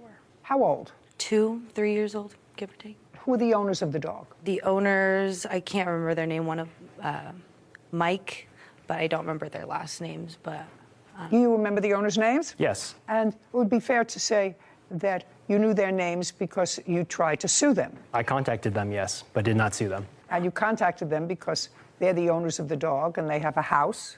Mm-hmm. Is not an answer. Yes. And a house usually has homeowners insurance. Correct. Correct? And after contacting them, and it's their dog, so they are ultimately responsible for their dog, you opted not to seek compensation for your alleged injuries and this attack, but to sue the dog walker. Correct. Just for my own information, Mr. Kwan, do you want to tell me why you did that? Yeah. So per California strict liability law, anybody who takes physical ownership or responsibility for a dog is also responsible for any sort of attacks or damages it causes while they are responsible for that dog. Regardless Okay, just of- a second. So what you're saying is in the state of California, if you are walking a dog, and she says she was walking this dog for a week, how many times a day, every day? 2 times a day. Twice a day. And she had this job for a week. That under all circumstances, she is responsible for any injury that the dog does. Is that what you're saying? Correct. And what code is that? I have a statute over here. Just tell me the statute. Per California dog bite law. I don't have the number, but I can bring it up to the. Would you bring it up? The court. It's California Civil Code 3342. Do you have it? I could pull it up. I have my notes. Could you pull it up for me? And I'll come back to you in a second, Sarah. I'm just curious about it. Okay, now let's tell me about the incident, sir. Sure.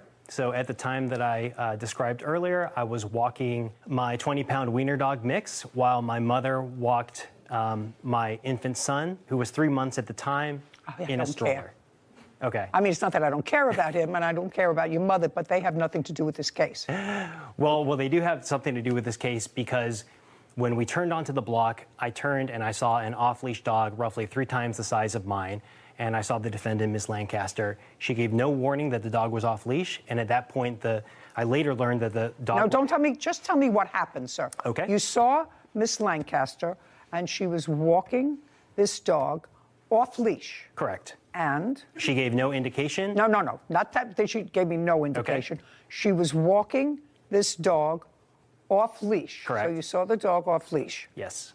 Okay. And about how far were you from her when you saw the dog off leash? Across the street, so roughly 40 feet. Okay, and? The dog charged across the street. Okay, the dog ran across the street. Yes, and started aggressively biting, lunging, and barking at my dog. Okay, so at that point, the dog ran across the street and is in an aggressive stance barking at your dog. Correct. Hadn't touched your dog. Correct. What happened next? It then diverted its attention towards my infant son in a stroller and my mother and started jumping on the stroller. Did the dog, in fact, jump on the stroller? Yes.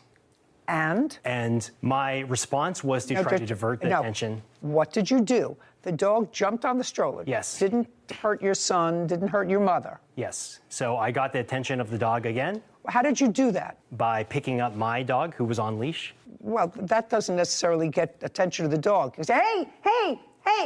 Correct. No. Correct. But you didn't say that. Moment, you just picked up your dog. Yes. Okay. Yes. Probably exclaimed in order to get the attention of the dog. You told me what you did. You picked up your dog and? And started running across the street. Started running across the street in the direction of where the dog had come from? Correct.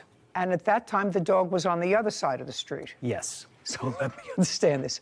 You pick up your dog. Your mother is standing behind you in the stroller with your son.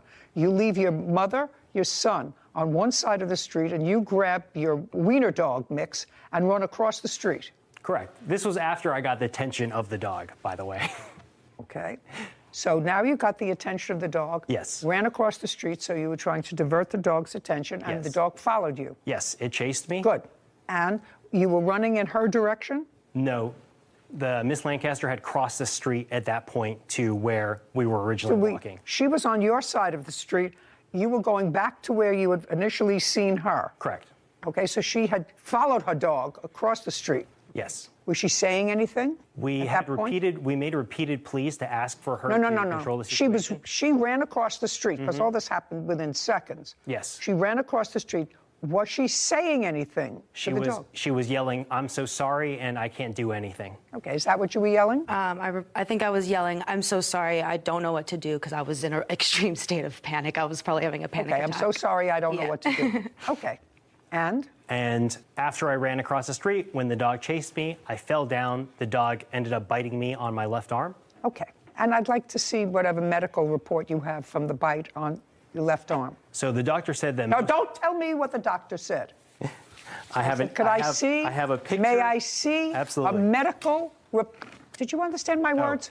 I said, may I see a medical report? I do not from have a doctor. medical report. So you didn't go to the doctor. Question is, did you go to the doctor, Mr. I did a virtual doctor's visit because this was during the height of the pandemic.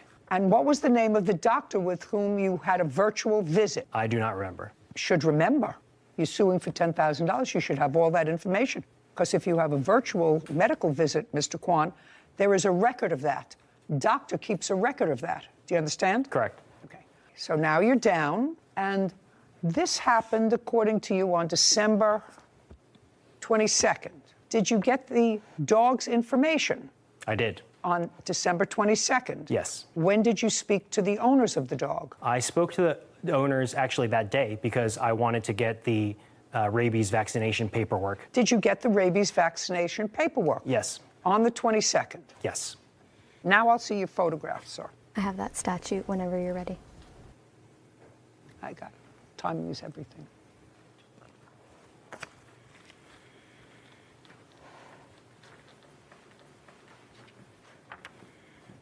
Okay, so the knee injury is when you fell. Correct.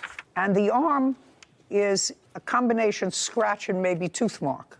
Yes, there are tooth marks on there, but not punctured. I don't know. This long thing is not a tooth mark. So just one other question, Mr. Kwan. When you told the owners about this on the 22nd, when was the next time you contacted them? First, you wanted to find out whether or not the dog had received rabies shots. You were satisfied that it did, that you didn't have to see a doctor other than a virtual visit with a doctor whose name you don't remember. When did you decide not to sue the owners of the dog, who are homeowners, and who have homeowners insurance? Yep. I wrote the owners of the dog a demand letter, and that is when I contacted them back, probably about 2 months after the incident. Okay, so you wrote them a demand letter. Correct. And did they respond to your demand letter? Yes. Do you have copies of those letters? Yes, I do. I'd like to see copies of your letter and their response. That's the demand letter that I just want to see copies of your letter and their response. Are they both here? They did. They responded by calling me on the phone, not with a formal written statement. Really? Through a series of conversations, I decided that my grievance was not towards them because they were not exhibiting negligence in this situation. Oh, no, I don't believe that, Mr. Kwan. Be very careful about what you say to me, sir.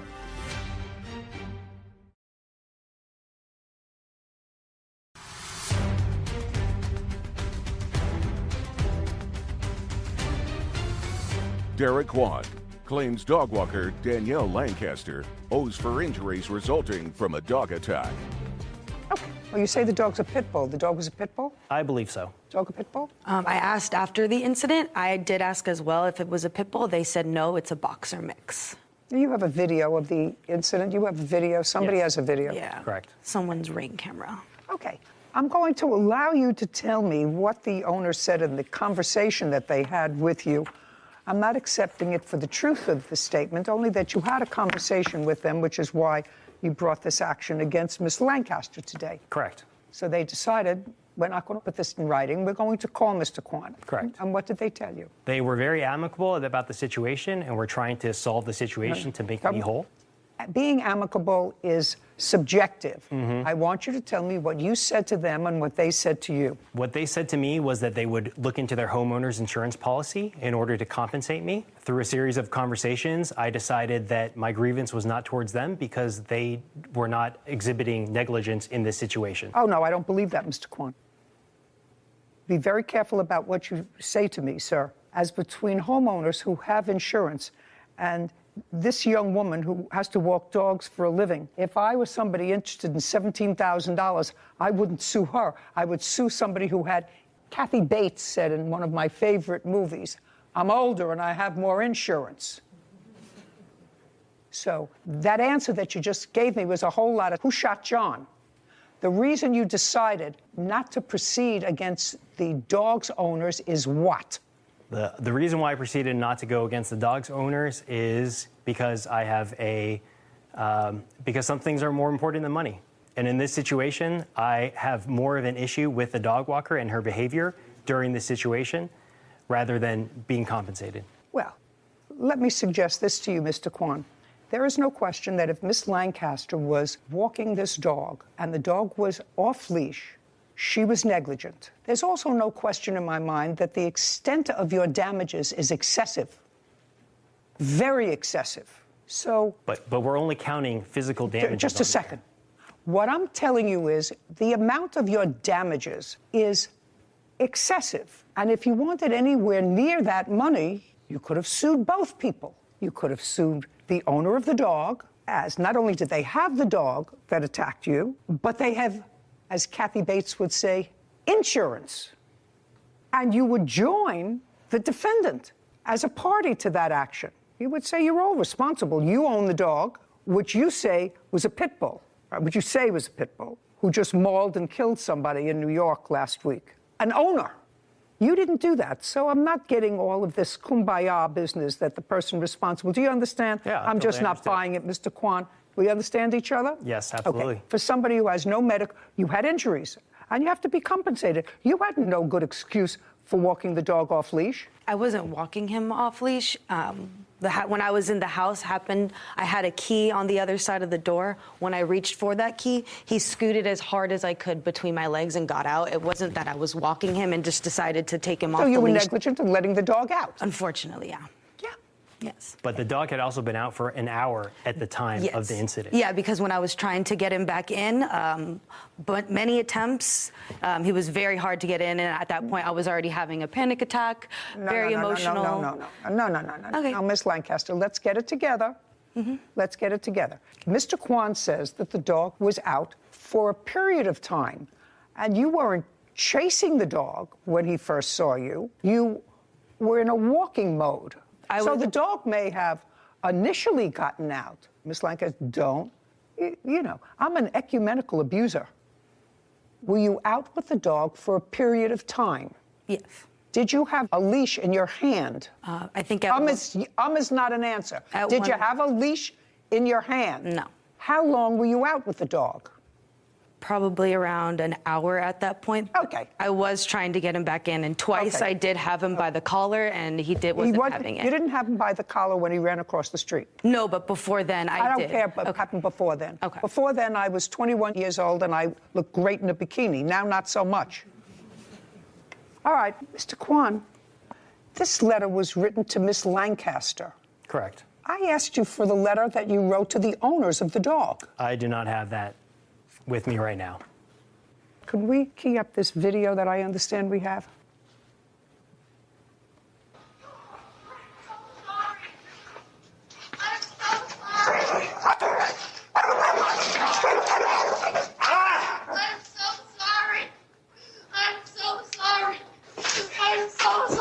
You can see my mother and infant son fleeing. I am so sorry. Call the person out. He bit me. I know I will, because he bit me too. I know. Just grab him by the neck. I can't. He bit me twice on my hand already. I don't know what to do. It's been an hour. I seriously don't know what to do. He bit me twice already.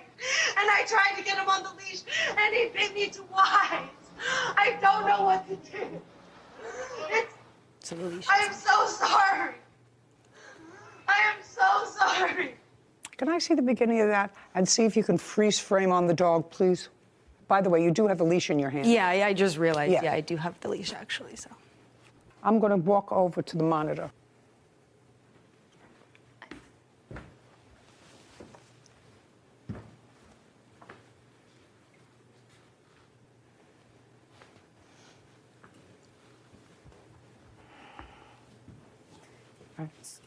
So although the statute uses the word owner, there's vicarious liability if someone else assumed responsibility of the dog, even though the statute is clear, it only lists the word owner.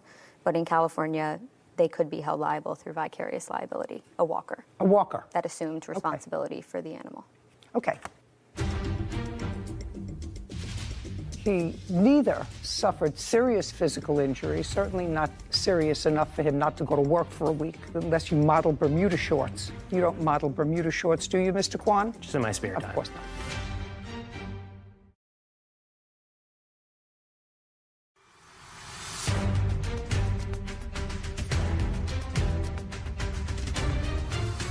Derek Kwan says dog walker Danielle Lancaster owes for damages after he was attacked by the dog Danielle was walking.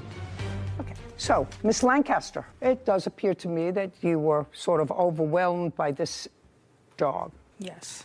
But very much. Bottom line is that Mr. Kwan was injured and frightened, not seriously injured, but seriously enough that if it were me, I would be furious as a result of your negligence. And he neither suffered serious physical injury, certainly not serious enough for him not to go to work for a week.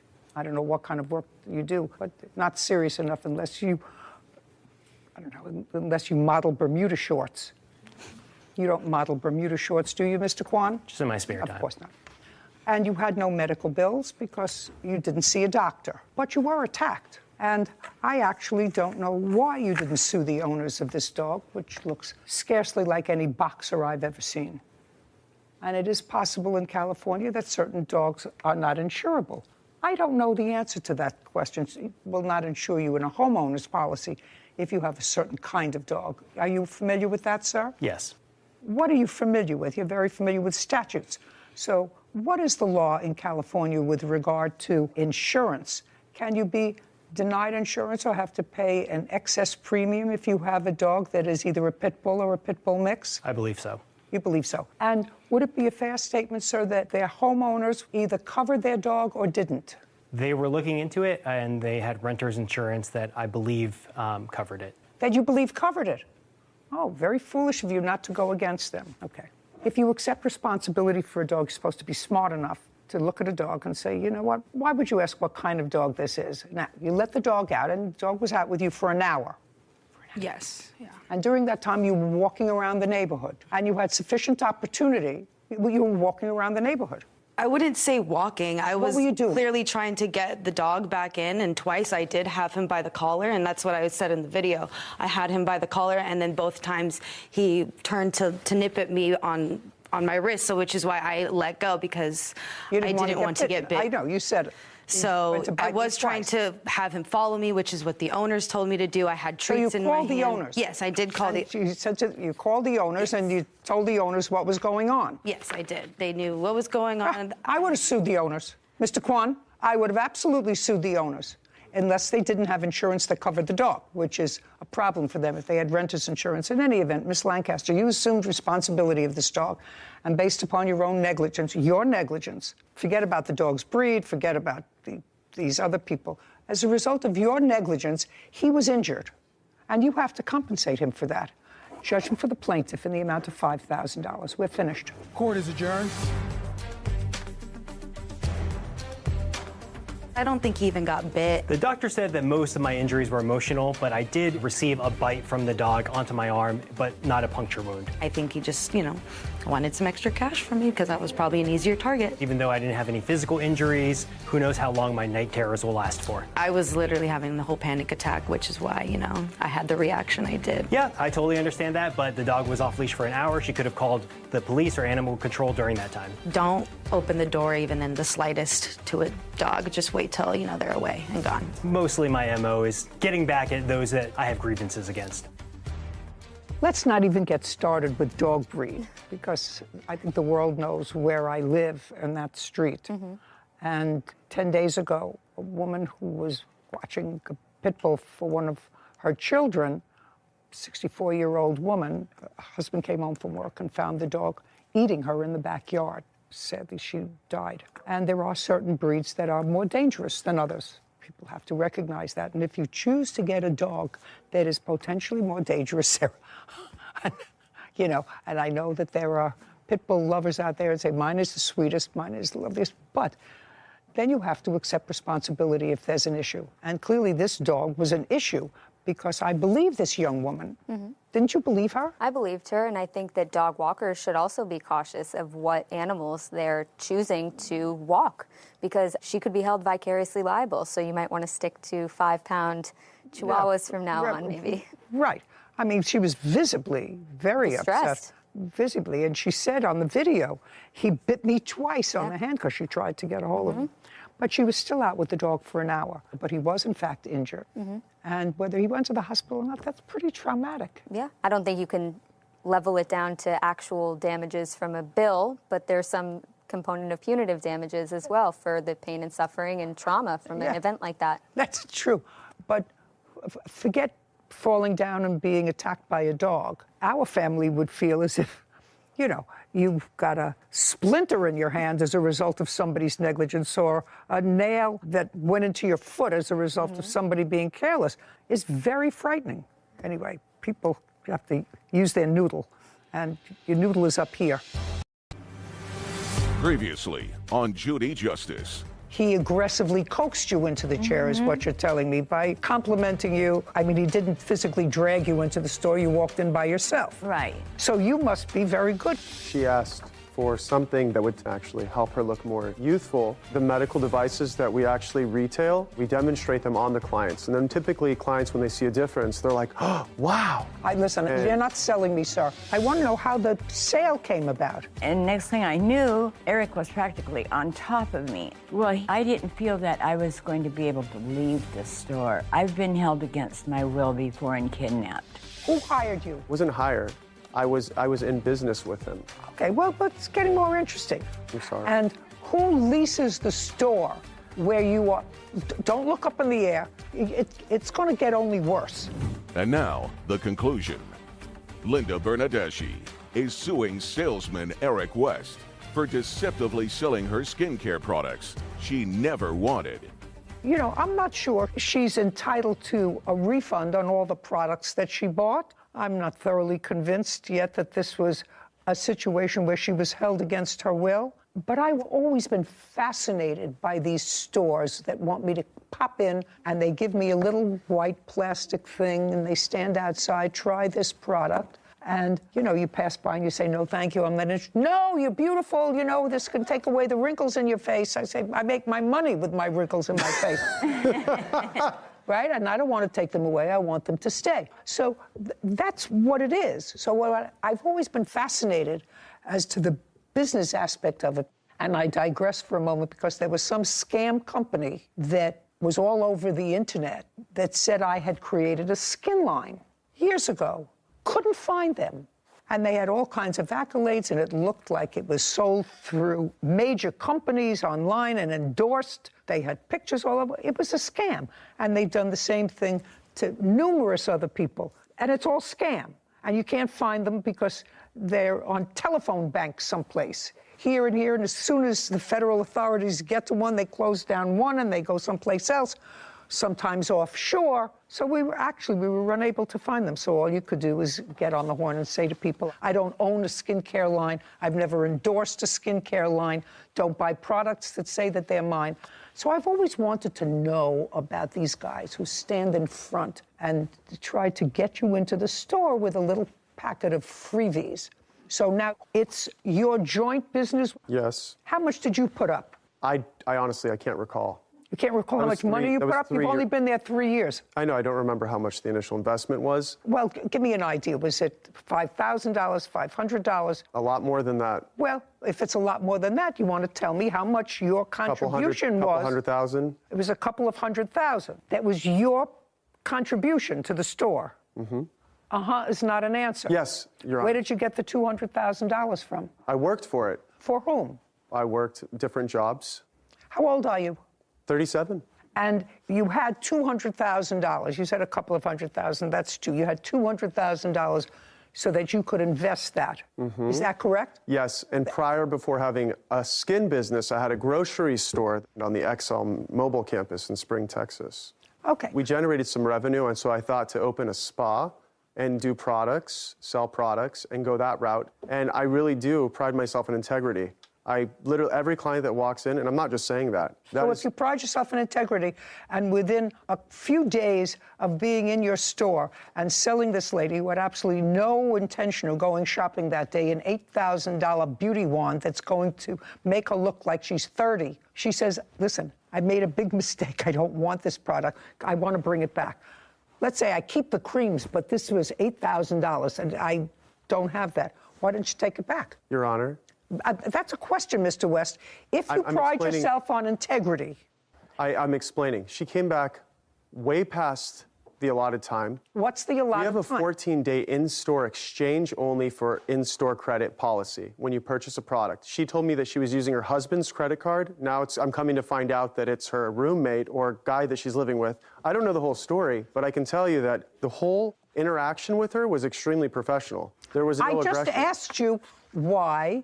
Now you have a lady who I've met, actually. Yes. Just here. And she gets home and she said, my God, what did I do? How did I get this? A lot of fast talking here and a lot going on, and now I'm walking out with almost $10,000 worth of product. And I was going to buy a lipstick. And she says to you, I want to return this wand thing, whatever it is, for $8,000. And if what you're saying is you run a reputable business and you're busy and you've had enough money to put down $200,000 in this business, by the way, you do file taxes every year, don't you? Yeah. When was the last time you filed income tax returns? What year? This year. How much did you earn? $173,000. From this business? From different businesses, but yes. Are you in this location all the time? Yes, typically in that location, yes. When you're typically not in that location, where are you? Florida. Where? Miami. What do you do in Miami? Well, most people do, sit on the beach. Well, how often do you work? Pretty much almost every month. And I take my weekends and I fly and spend 3 days and then work. In Miami? Yeah. You go from California to Miami. Great. And she paid how much for all of that stuff? Nothing. She only bought one eye cream. That was the initial. Just a second. How much was the eye cream? It was $600, I believe. I have never, ever in my life spent $600 on eye cream.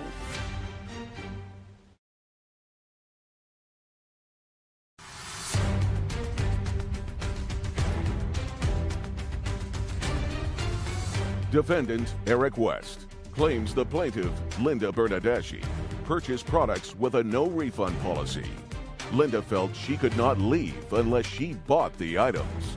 So you still haven't answered my question. She comes into you within a relatively short period of time after she purchased all this product. She said, I don't have the money.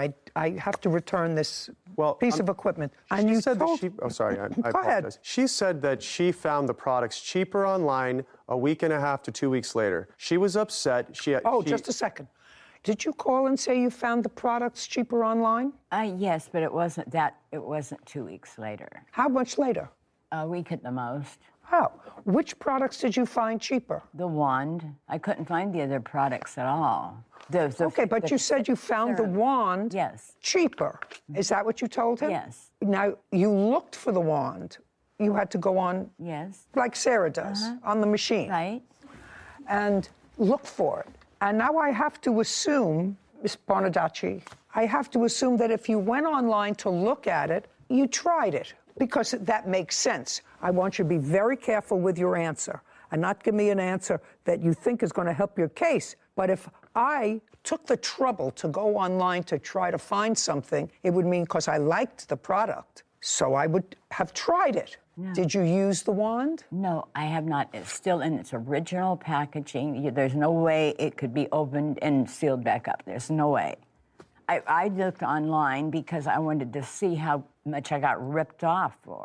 Okay. And when you went online, how much did you find it for? $597, I believe. The same thing? Can I see what you found for $597? Kind of. Do you know what she's talking about? I know that when you go and you buy a Cartier ring from Cartier, you can get it online for a cheaper price. Listen to me, sir. Not what I'm talking about. Okay, sorry. My apologies. Mr. West. I see what she's talking about. It's a very similar looking device listed for $575 from a different store. Yeah. This is the initial one that I showed you for that amount. That's what the defendant handed us a copy of. This, for this price, is the same. I just copied and pasted the name of the machine into Google, and this came up. So it looks a little bit different, but same concept. Would you go back to the other one, please, Sarah, the first one? And I want you to show me the comments that gave it a 5-star rating. 2 reviews. Yeah, there. I just want to look at it. Looks like one from 2019. Okay, let me see the next one, please. And now that I'm reading it, this looks as if it's for a different device. This says electrobionic. So the review that's listed here looks to be for a different device. A different product. Yeah. Okay. Oh, she found it. Okay. She found it for me. Sorry. She found it for me, a different color, whatever. Anyway, so you called him about a week later. Yes. You called him about a week later and said, I found it cheaper. Yes. And what did he say to you? He said, well, I can't give you a refund. He said that would have to be up to corporate, so I'll have to get a hold of them and get back with you. Well, he never did. Taking what you say is true, you called him a week later and said, I found this very expensive product. The other thing were facial creams and potions and lotions, whatever. I'm not so concerned about those. I'm concerned about this $8,000 item. So you called and said to him, with regard to the $8,000 item, I found it cheaper. I don't think I told him that, no. Okay, now let me read the police report.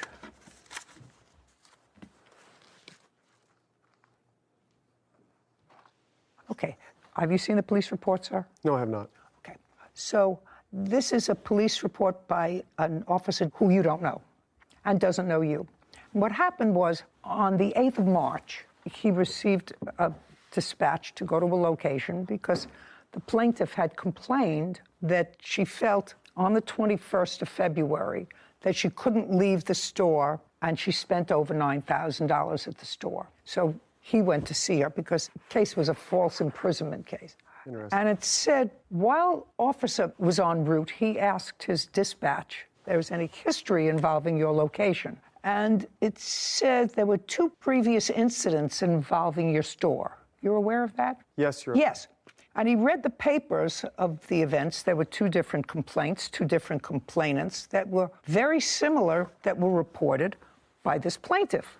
Said that the other 2 victims were lured into the store and they felt as if they were not able to leave until they purchased products. One of the reports stated that the victim had spent over $100,000 on recurring charges and products that she didn't want. So, in a very small area, there's a little history there. I'm reading you what the complaints are, sir. Do you understand? Absolutely. Okay, let me finish. Okay, so the next day, on February 22nd, you said you wanted a refund for the device. This is what you say, not for the creams, not for anything else, just for the device. Yes. Okay. Your Honor, she didn't pay for the creams. She paid for 1 cream out of all the creams that she got. Whatever. Okay. But that's not where you made your money. No, I know. It's on the machine. That's not where you made your money, is on the lotions and potions. Okay, suspect 2, that was you, told him he was unable to give her a refund and would have to be done by corporate. Were you the one who told her that? I spoke to her. That's No, I either a did not yes or say a no. that. No, I did not say that. Tell me what you said. I told her that she signed a no refunds agreement, and she understood that she purchased the sale, that it was a final sale because she got what she received. What did she receive? She received 6 months worth of services that she did not want, which were complimentary. She also received a full skin regimen, day cream, night cream, cleanser, toner, eye serum, eye cream, peeling gel. And she paid how much for all of that stuff? Nothing. She only bought 1 eye cream. That was the initial. Just a second. How much was the eye cream? It was $600, I believe.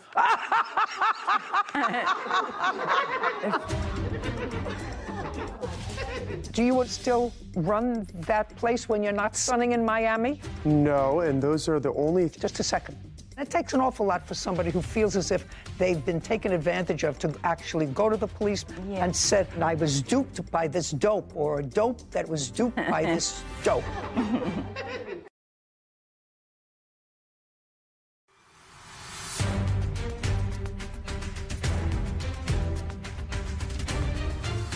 Defendant Eric West claims the plaintiff, Linda Bernadeschi, purchased products with a no refund policy. Linda felt she could not leave unless she bought the items. The eye cream was $600. Okay. All right. Mr. West, I'm not going to waste any more time with this case. You're going to get your $8,000 back when Mr. West gets back his sealed wand. Do you understand? Yes. If it's been opened... It hasn't. If it's been opened, it belongs to you. Do you understand? Yes. If it's been opened and it came in a sealed package, it belongs to you. As soon as Mr. West receives, you're still in the same location? Are you still in the same location? That's either a yes or a no. I'm not in the location, no. What? There's another operator there, but just for the record, I believe that we opened the device because she wanted to know how to use it at the store. Just a second. Okay. So then you have no problem, Okay. sir. Do you understand? Yes. Unless she can return the item to you sealed, because she says it's sealed, and there's no way that it could have been opened. That's what she told me. If she opened it, that means she tried it. And if she tried it, it belongs to you. Do you understand? Yes. So within 5 days, he gets the product back. What? I just want to show you this final sale Just a agreement second. that she wrote. I understand what it says, sir. I understand what it says. I also understand that your little company had 2 prior complaints from that location. And it takes an awful lot for somebody who feels as if they've been taken advantage of to actually go to the police. Most people just write it off and said, I was being a real schlemiel and I was duped by this dope, or a dope that was duped by this dope. And just say, Your Honor, I'm going to eat it.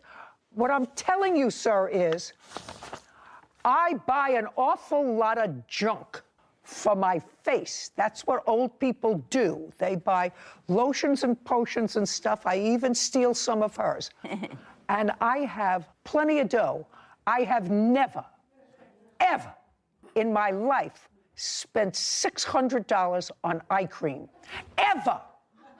And so if she spent $600 on eye cream, that means she could have bathed in all the other products and you still would have made money. She is going to get her money back for this worthless piece of accessory, because it's worthless to her because she hasn't used it and she doesn't want it. And she's going to get it back from you when she produces the sealed package. That's it. And you're her witness? Yes. Do you live close by to this shop? Yes. Do you still run that place when you're not sunning in Miami? No, and those are the only... Just a second. The answer is no. What happened to that business at that location? There's another operator coming in, and our contract ended recently. So there's another company coming in to run it. Sounds like such a Ponzi scheme. The whole thing sounds like such a Ponzi scheme. No, it's called COVID. Judgment for the plaintiff in the amount of $8,000 when she produces the sealed item. Thank you very much. We're done here. This court is adjourned. This woman clearly had a bad episode of buyer's remorse, was emotionally unstable, used somebody else's credit cards that claims to be her husband, and God only knows what other kind of schemes she's trying to pull. Well, I think the judge made a very sound decision because the guy is a total fraud. She actually took advantage of me and took my time for 3.5, almost 4 hours, asking me, what is this? How does this work? What is this? How does that work? And I literally used all these products that she purchased and got to see results from that she was happy with when she left. Absolutely manipulated me, went out of his way to manipulate me. Well, she opened it in the store, so if she does return it, she'll have to seal it again with some kind of plastic sealer that they use like for those old VHS tapes when they used to seal them after you watched them from Hollywood Video. Beware, because there's a lot of frauds out there. I stand by my products. The product is intact. For once in my life, I am so glad that when I'm walking on the street, and we've encountered these people in our walks just around, like you said, around our neighborhood, for my resting bitch face. Because never once have they looked at me and said, she looks like an easy target for us to pull into the store. Not once. Would you give me an example of... Just, I think, living in New York City as a woman alone, taking the subway for 3 years. I want you to look at me. No, I can't recreate it. You know it when you see it. You know it when you see it. I'm sure it's on one of our episodes. But I just am so disgusted with people like that know exactly what they're doing. He suns himself in Miami on the weekends, all on the backs of these poor older people who feel pressured, and maybe like she was saying, she lives with someone who's a recluse, who I'm sure she doesn't speak to that many people, and that's the whole scam. And I just feel so terrible that this guy takes pride in his business that is scamming people. It looks like a little bit of a shady business that he went into for $200,000, and now somebody else took it over. And not anyone with a last name. Yeah, There's never anyone with a last name involved in these things. People have to be careful. You know, in the law, caveat emptor, let a buyer beware. That's okay. But this over-aggressive salesmanship reminds me, Sarah, of something that the Legal Aid Society, who were the defense team in family court, would argue in a closing statement in a robbery case to me. They would say to me, it's not a robbery. He was aggressively panhandling. That's what it was. It wasn't a robbery. It was an aggressive panhandle.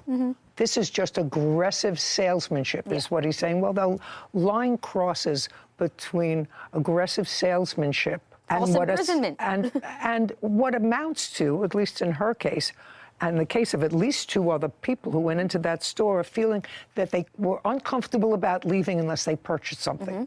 You know, you and I are tough birds. We would, you say, well, we're leaving. Oh, really? We're not leaving until we buy something? Yeah, right. But some people can't do that. That's not in their character. Anyway, if somebody puts them out of business, another business will just pop up. Because as, I don't know, was it W.C. Fields said, there's a sucker born every minute. I'm not a... Christian Sanchez is suing his former employer, Juan Vasquez, for unpaid work and defamation of character. Court come to order. All rise. Be seated, please. Hello, Judge.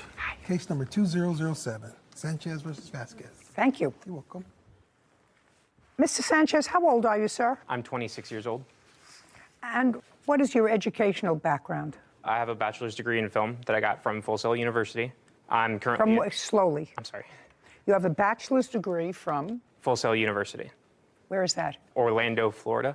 Orlando, Florida. That I can hear. You have to understand, when you're dealing with someone of my age, you have to sort of factor that into your speech. People who are 26 may be able to follow you. I'm senior. I need people to speak slowly so that I can follow them. I got you. So you got a bachelor's degree from a university in Florida and graduated when? I graduated in 2018. And from there, what kind of work did you do? From there, I jumped around a little bit. I did Okay, work... you jumped around. Did your family live in Florida? No, ma'am. Where do they live? They live in Beaumont, Texas. Did you live with them at all in Beaumont? No, ma'am. After college? Not until the pandemic.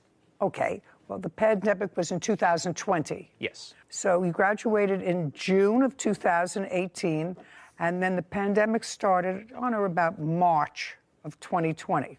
Yes, ma'am. And in March of 2020, you went home to your parents' house? Yes. And you stayed there until when? I'm still currently there. I started going back to school, actually. When did you start going back to school? My first classes were in December of last year. In Texas? Yes, ma'am. Okay, great. So you actually had a year and a half out of school when you were hopping around. Yes, ma'am. So I want you to tell me who you worked for in that year and a half. I was an intern on a documentary. Okay, and when was that?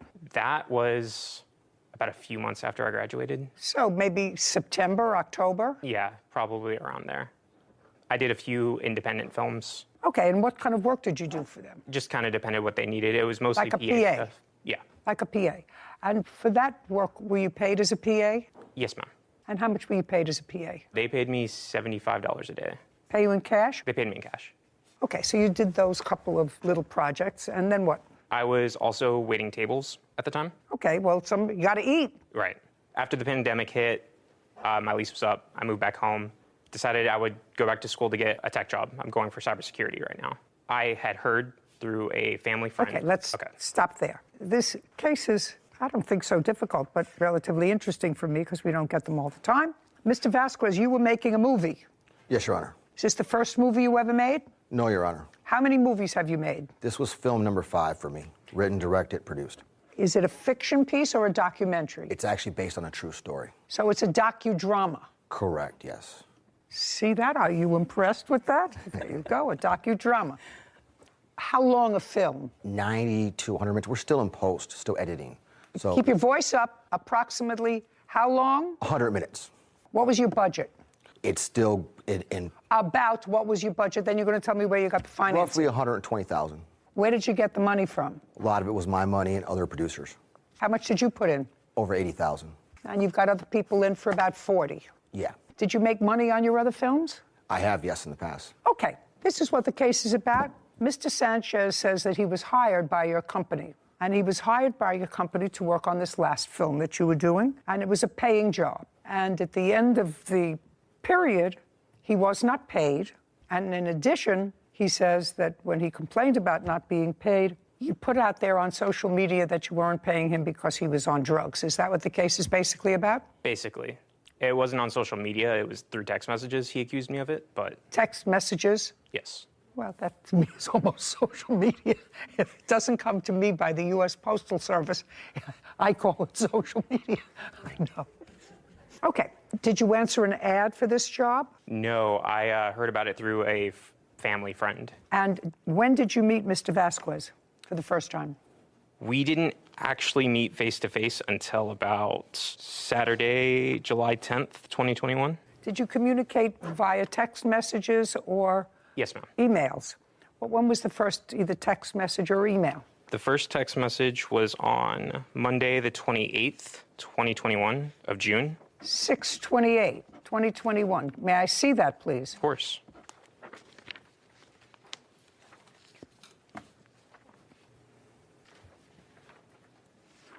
And this one, too. Sorry.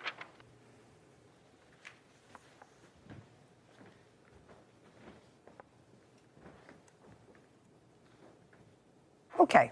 Anything else?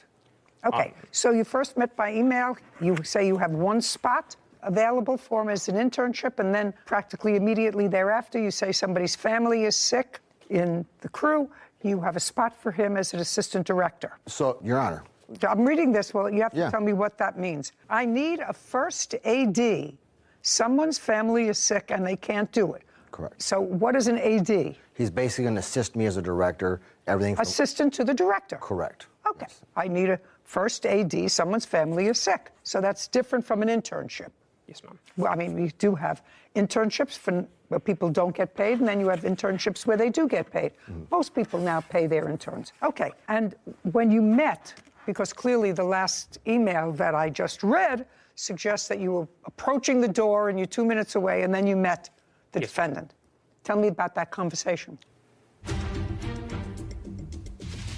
The thing that I find most troubling here, actually, for the both of you, is he says that you told him not to tell the rest of the crew that he had COVID because they would freak out.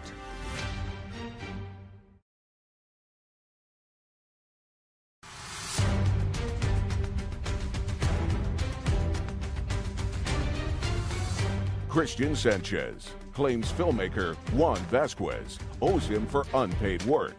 One says Christian was an unpaid intern. Okay, and when you met, because clearly the last email that I just read suggests that you were approaching the door and you're 2 minutes away, and then you met the defendant. Tell me about that conversation. So we met, we sat down. I kind of told him a little bit about my background, like I told you before. He kind of went over like what he was expecting me to do. Just a second. I want you to tell me what he told you that he wanted you to do. Managing the set, creating schedules, calling extras, making sure that they were there on time. Is that what you told him? Yes, basically assisting me whatever I needed. Okay, that sounds like more than a PA. We didn't ask for PAs. There was no intention for PAs. But what you outlined was clearly more. What did you agree to pay him? Never agreed to pay him anything. So well, how could you do that? He was an intern. He was presented to me as an intern. No. Not after this text message. He said he was looking for an internship, and you said to him, I have a better role for you. I need a first AD. Someone's family is sick. Whose family was sick? The name of the person. I don't recall. Okay. When you did a budget, did you have a budget for a first AD? No, we didn't. Careful. Did you have a budget for a first AD? No, not that I remember. I usually don't use a first AD, so the terminology... No. Listen, you know who produces this show? You want to be careful with what you say around people, who are buying your product. Sure. Right? Because you're going to be presenting them with budgets, eventually, hopefully, for you. There's no question that if I got this text from you, Mr. Vasquez, I would say, oh, my God, I'm going to get a different job, a better role, because he says I have a much better thing. Somebody who was supposed to do it got sick, they can't do it. That's a much different thing from what you describe as bringing me iced tea and setting up the coffee. That's a different role. What did he tell you he was going to pay you, sir? He told me, verbally, he told me that... Look, careful when you talk to me. At that meeting, that day, what did he tell you he was going to pay you? $150 per day for 14 days. How many days did you actually work on the set? On the set, I worked 14 days. It's a lie. I got COVID on the last 2 days, and he asked me to work from home and I still scheduled and did all that stuff. I never asked him to work from home. You got COVID the last 2 days, so you were actually there 12 days. Physically there, but I was still working for him. Who knows? How do I know that? I have text. I would like to see the work that you did from home on day 13 and 14. 1,800 for 12 days, not including. Okay. On those specific days, I have it on my phone. Could I pull it up? No, I want to see what you did. If you did work, you sent emails out, you sent scheduling out, and you would probably have to have a conversation with your boss and say, I have COVID, but I'll do whatever I could do from home. I have all of that. I'd like to see it. Yes, ma'am. Your Honor, if I may interject. Yeah. So he shows up to the set sick with COVID, gets everybody sick. I had to call the next day of filming because of that. Are you talking about after he was there for 12 days? Yes, I'm talking about that particular part, but I'm talking about he was there for 12 days. He didn't have COVID for 12 days. we don't know that. Well, who knows that? I don't know if you have COVID. We just got tested, Your Honor. Who knows if you have COVID? Who knows if I have COVID? All I know is I came to work today. I expect to be paid. I wouldn't come to work if I was sick and laying in bed and feeling nauseous and... Your Honor, if you had a remote position, that'd be different. He didn't have a remote position. I'm not talking about his 2 days. He was there 12 days. He did it throughout the course of the project. He was never on time. I don't care if he was never on time. If he was never on time, sir, then you fire him. There was days he was not on set. Listen to me. Okay. If he was never on time, then you tell him don't come back after the second day. But if you let him come for 12 days and do whatever he does, I mean, you know, Mr. Vasquez, I'm going to make this as painless for you as possible. There are some employees that I have had over the years that were terrific. Some not so terrific, some terrible. The terrible ones, who were really terrible, who I would have liked to have fired, period, I couldn't do it because of human resources. Sure. They have a whole protocol, volumes, like an Encyclopedia Britannica, what you have to go through to fire somebody who's not doing their job. Right. But you have to pay him until you can fire him. If you have him come to work, even if he's doing a terrible job, you still have to pay him. Now, if he goes home because he's sick and you're not giving him sick leave and you don't agree for him to work remotely, that's on him. Does that sound fair to you? Yeah, absolutely. I'm so glad. Unless, of course, you agree to have him work remotely, then you have to pay him for 14 days. Right. It starts right there, Your Honor, and then the next 2 days follow it.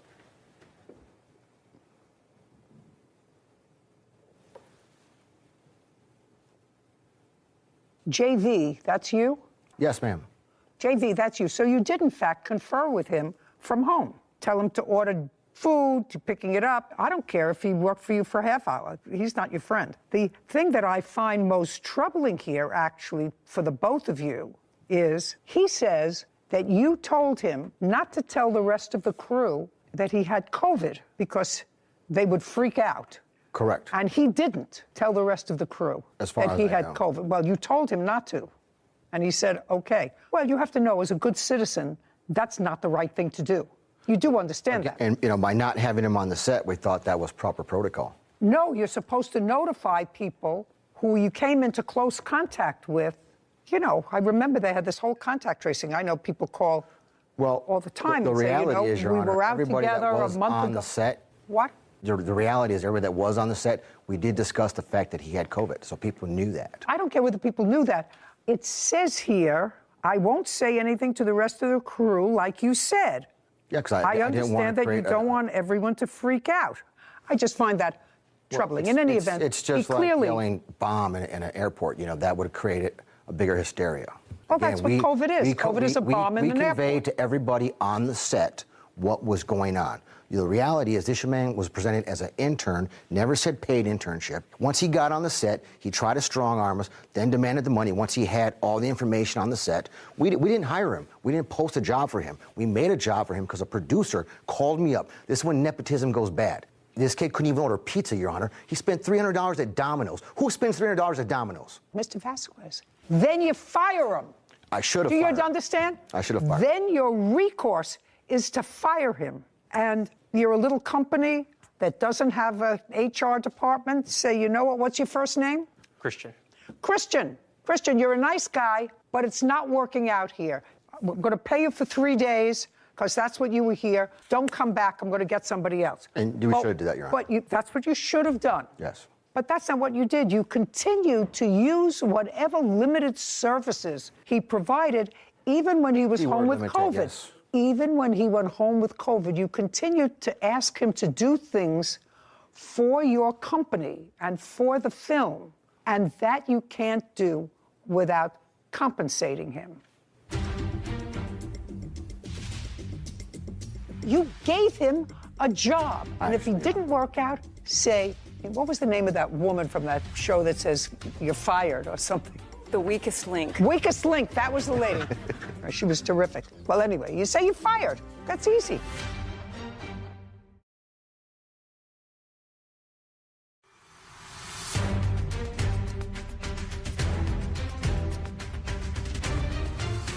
Christian Sanchez has accused his former employer, Juan Vasquez, of not paying him for 14 days of work. Juan claims Christian was incompetent and never a paid employee. Okay, even when he went home with COVID, you continued to ask him to do things for your company and for the film, and that you can't do without compensating him. You can't. Okay. So you owe him $2,100 because I assume you paid him nothing. Now, let's get to the second part of your claim, which is defamation. That I'd like to see. I mean, if you're going to be a producer, if you're going to make films, sir, you have to understand. Say you're not working out, you're fired. Something that I would love to be able to say a lot. I agree. Not working out, you're fired right away. without risking my house and my car and my dog. I was taking him on as a basically. I don't care what you were thinking. That's not what you said. Asked me to take him on. That's why I took him on. He actually called me and told me how just good of a a second. job I was doing. It doesn't require an answer. Okay. And I can show the messages, how he came to be on the set. He was presented. Just a second. I don't care how he was presented to you. If your Aunt Tilly said, do me a favor, this is my godson. It was his Aunt Tilly. He hasn't been able to get a job since he graduated from college. He hasn't made He's home. He's home in the attic of his parents' house playing the guitar. We want him to have a job. It's irrelevant. You gave him a job. And if he didn't work out, say, what was the name of that woman from that show that says you're fired or something? Well, anyway, you say you're fired. That's easy. Do we remember the name of that woman from England who had a show where she said, you're out, get out? I don't know. She was terrific. Let me see. The weakest link. Weakest link. That was the lady. Perfect. Thank you. And that's a direct text message to him. I never posted on social media. Oh. It was actually a group text. Just a second. So, Mr. Vasquez, in here, you say to him, this is the second part of his case, which is for defamation. And that's okay. He didn't defame you. Okay. Sir, he said they're taking you out of the credits, but you were never promised credits. In the contract, it says I am. Let me see where in the contract that said you'd be in the credits. And I didn't even know there was a contract. I thought He's you had also done this before. Shh, shh, shh. It says you employed him as an actor. Your Honor, I'm signing actor agreements every day. He put that in front of me to sign. Why would I sign an actor agreement for a first AD? Just a second. Sir, is this the agreement he put in front of you? Or did you? I sign actor agreements every day on the... You're a business guy. Yeah. I'm a business lady. That looked like an actor agreement. That's why I signed it. Actor agreement. That's what it says. Yeah. He's not an actor. Don't sign it. It says you agreed to pay him $150 a day for 4 days of shooting. 14. 14 days of shooting. And that he will be responsible for paying all the taxes on it. So he was going to be paid in I didn't write that out, Your Honor. Kevin, would you show this to him, please, and see if he can identify that as his signature? I'm going to check here to see if it's his signature. It looks like a signature to me. Mr. Vasquez, it appears to be the same signature that you used to sign the answer. Yes, Your Honor.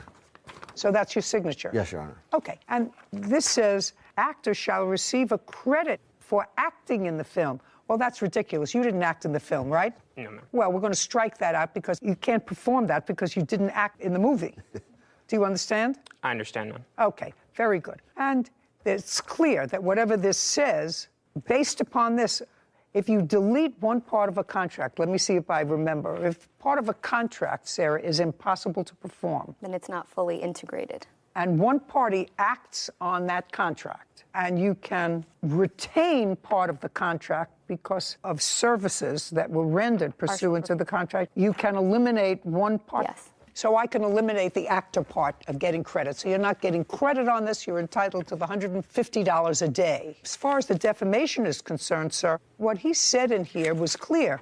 He said he was told by someone else, which is very possible. And the only thing that you can produce for me today is this fellow who said you tried to put together a little bit of a drug transaction. Are you? No. Well, then you're irrelevant. You can produce, because if he says, told me, then he's not saying you did this. He put it in a text to you that this is what he was told. Retaliation whenever I served him the night before. The very next morning, he sent me that text message. I don't care.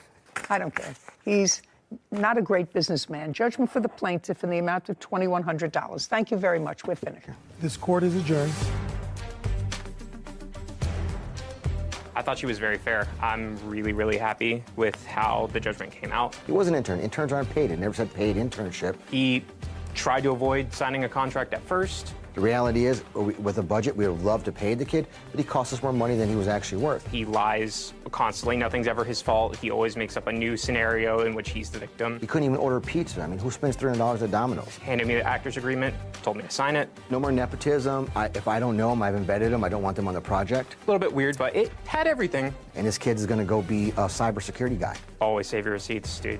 Always just keep any sort of communications, even if it's a phone call, send a text or an email that just recaps what you said. I was so happy to vent for a moment on the current inability to fire inept people and to fire people who aren't doing their job, which has been getting worse over the last quarter century. I actually believe that HR is a vital service for people who are unjustly, based on something other than their performance, treated badly by an employer. Mm-hmm. And harassment in the workplace, I think, is important. Anyway, I got that out of my system. The contract. Yeah, the contract. I think it was unenforceable to begin because I think the form was clearly erroneous. It wasn't the proper form. He wasn't an actor. Both of them knew he wasn't an actor. Right. However, it was signed by both parties, and there was substantial performance on behalf of the plaintiff by showing up to work every day, performing his duties under the contract. So as soon as he substantially performed the contract, the defendant can't then claim it's unenforceable. First of all, because he's